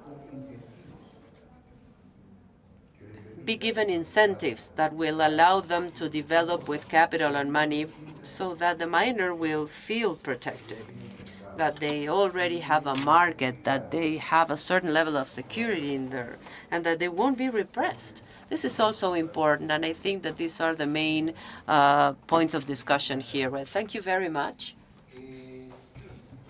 Judy, I don't want you to answer the previous discussions, but in the morning we discussed 4 axes: governmental,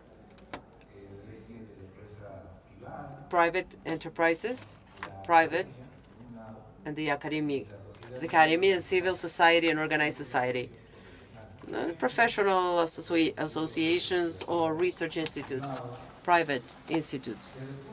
So from the governmental viewpoint, Judy, and you mentioned this in the morning about the complexity of solving these problems, which is not something that the Ministry of the Environment or the Ministry of Energy and Mines will have to do. There's a social tissue. How would you respond in terms of the discussion? How to assist the government strategically?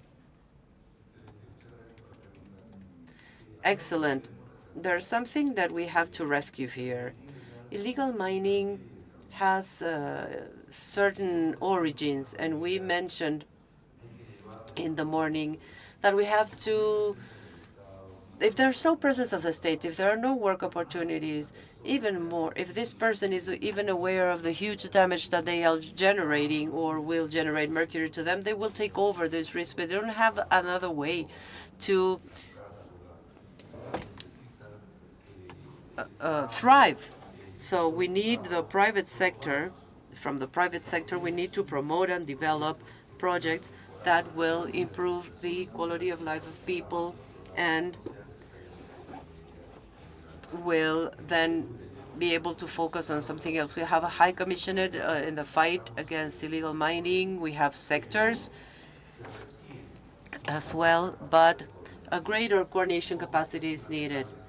And I think that this is essential. We should have, well, a law won't solve the problem. We also require a change in mindset from the public servants and the people who sometimes cannot see beyond, farther away. And there's an important role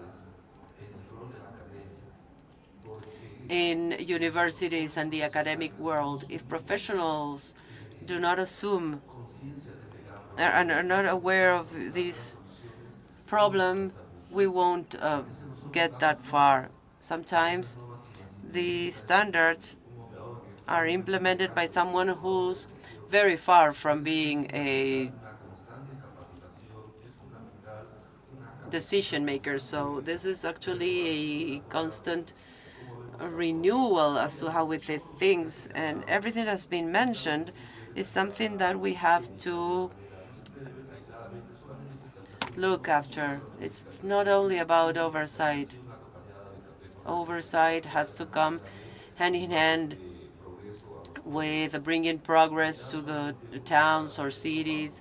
One in isolation won't work, and there's a lot more required. The participation of the civil society and the participation of the business sector is also essential.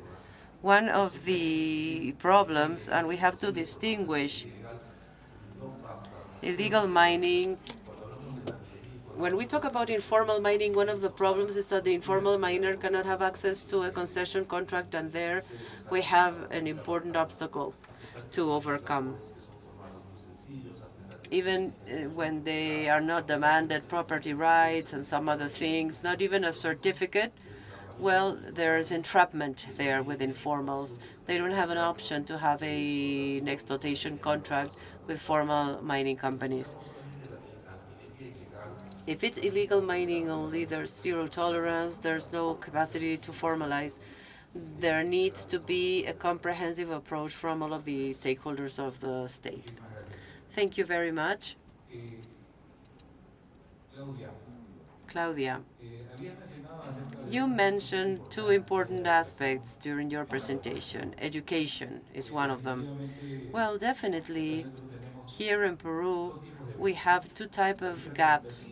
We have the qualitative and the quantitative gap in all of the services that we have here in Peru. Quantitative means that services are not even there. There's no school, there's no professor, teachers, and the qualitative gap means that the service exists, but it's not of a good quality. But you mentioned something important as well, and as a teacher, I paid attention to what you said. What is, or what could be the strategy to take this good level of education to the people who are affected by this activity of illegal and informal mining to hold this growth that would affect the people itself, the people themselves? What's the strategy that you are envisaging?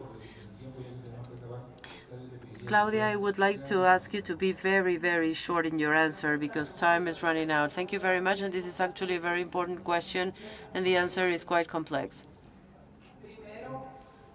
First, we can speak about technology and many other things, but we have to convince the people to use it.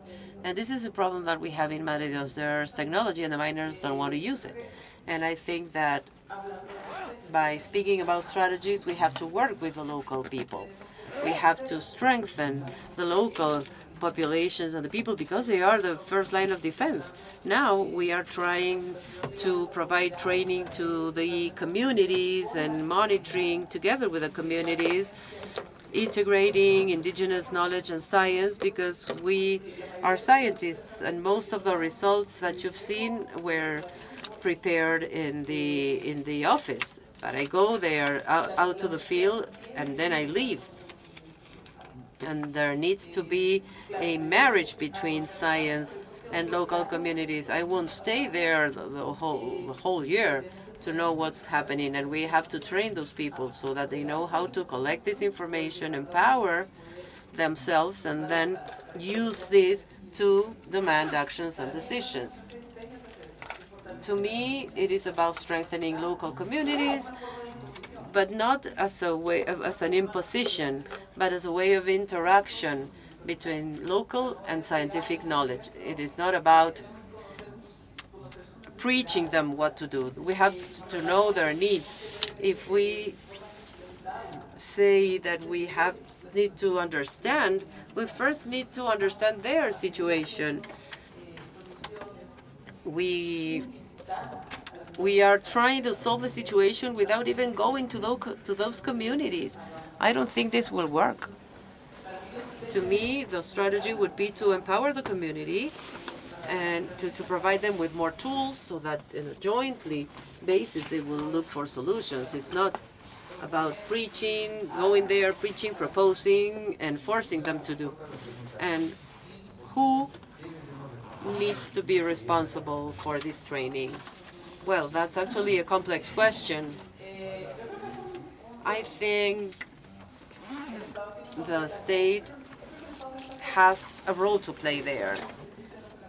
But we also have the academia, we have the social level. We need a leader, and this is something that was mentioned before. We need a leader because if there is no leader, everyone will take its own way, but I don't think we should not resort to just one stakeholder. There should be plenty of them. We have to talk to each other, and we have to share opinions. Well, thank you very much.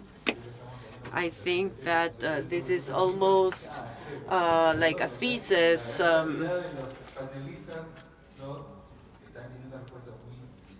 Yeah, you are giving very interesting answers, and I think that then we will be able to draw conclusions. Henry, difficult question for you.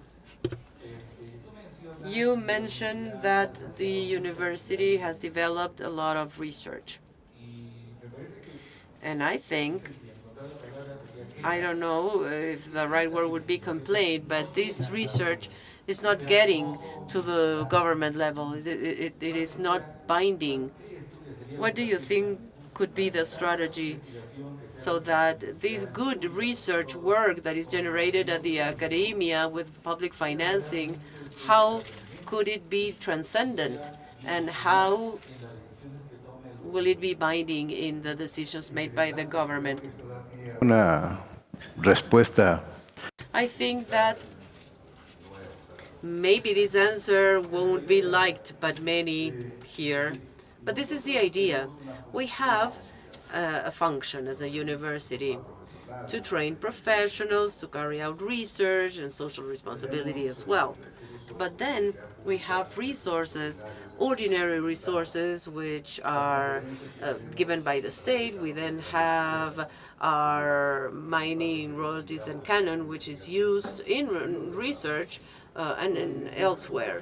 So we are using these resources of royalties and canon a lot. So we then carry out research work, and this research is scientific papers published in high-level magazines. We have also patents and models and prototypes. But here comes a problem. We, as a public university, receive public money, and our production has to be there for the society and to solve the problems of the society. But someone has to implement it. As a university, we don't have this capacity because duty as the university is one, and we don't have the space to do that. An example would be that in November of last year, from a research product that we developed with people on the natural risks of Arequipa's bases, we edited a whole book of risk maps. We gave a public presentation.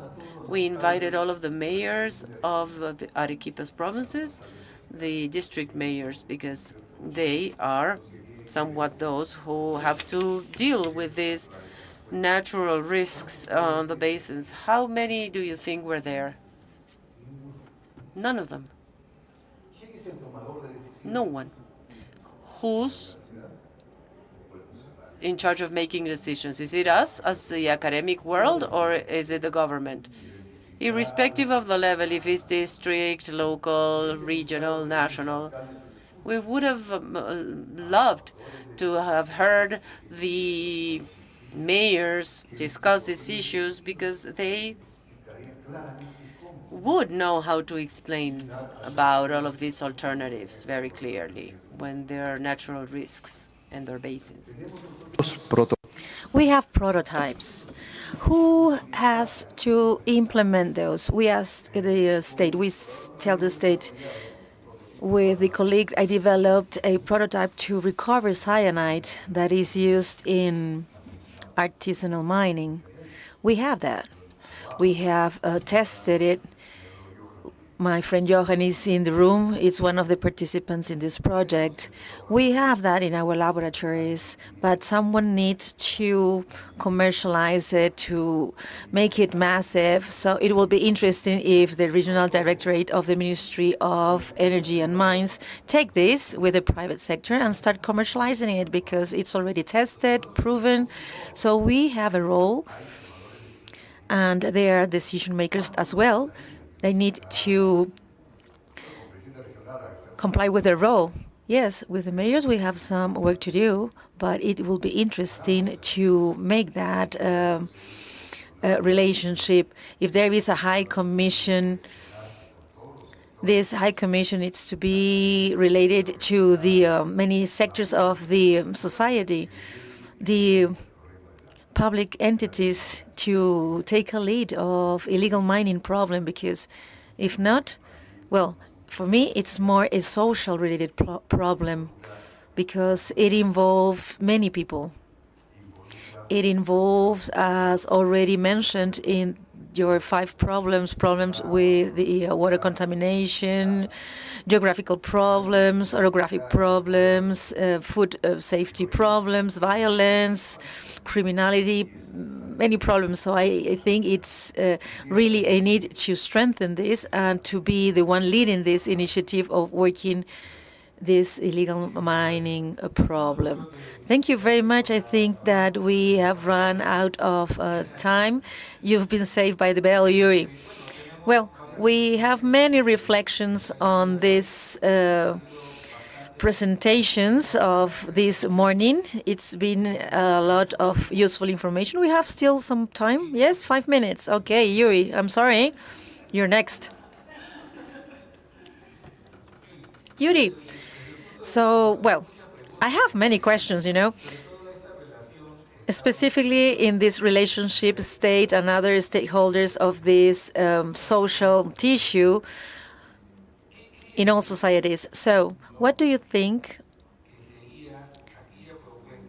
would be this short, medium, and long-term proposal to start effectively? You've mentioned some measures already that we've listened very attentively. But what is not working? As already Henry said, with a law we cannot obtain things, right? With only law. We may have a very beautiful legal framework. If that is not activated, things will not be started. So we need to put more power, more attention for everything that it's been mentioned, the sector of the executive be successful.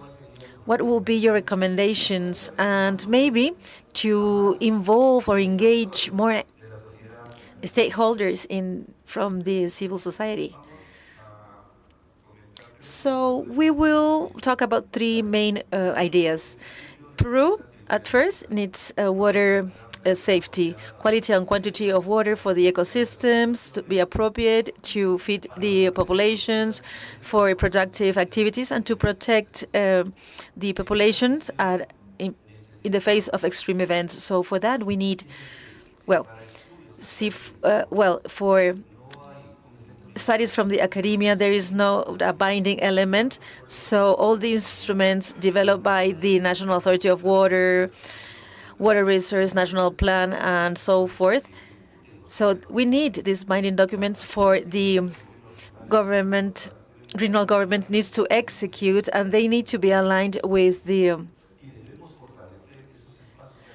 instruments developed by the National Authority of Water. So these are the councils of water resources at the basins. So what do the National Authority of Water do? So there is a vision that we don't have about this board. It is this approach of basins. These basins sometimes are shared by two regional governments. Arequipa has these basins that they shared with Cusco and Moquegua, and conflict starts to emerge. So sometimes we think that the basins are on the river, far away. We right now are on a basin, so we need to start this basin approach. This is where we need to put more strength. As my colleague from the university was saying, we have this endless red tape, so it needs to be more expedite. The environmental management needs to be more agile. So there is a big challenge from the ministries because, let's say, in mining, who puts all these requirements is not by the Ministry of the Environment, but the Ministry of Energy and Mines. And they will say all the type of studies and all these environmental requirements needs to meet the nature of the environmental assessment, and it's impossible in Peru to place or to install an antenna. Those that will get solar light, they'll need an environmental impact assessment, and it is impossible. We will not progress to have that. To put a pole in Madre de Dios, to put a lighting pole, we need an environmental assessment. So if we don't change that mindset and start looking at those measures according to the nature of the project, we will not be making a lot of progress. So this is what I see from the state.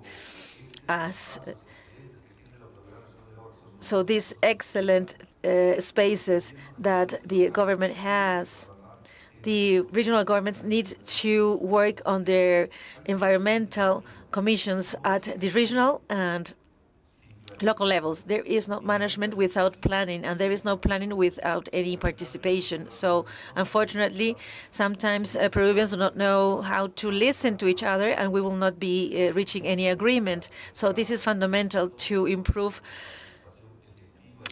planning with an effective and responsible participation of the different stakeholders, private and public. So we thank Yuri Pinto, that comes representing the Ministry of the Environment, Claudia Vega, representing Cincia, and Henry Polanco, representing the National University of San Agustin in Arequipa. Thank you very much for your participation, and thank you all for your attention.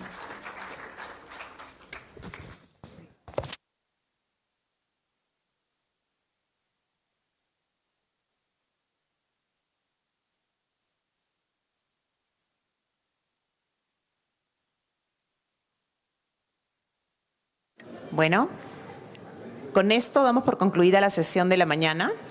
Ahora tendrán un receso. So this is the end of our morning session. You will have a lunch break, and we will resume at 2:30. So please be punctual to continue with the afternoon section. Green water infrastructure in the mining sector, social role and environmental role, and also the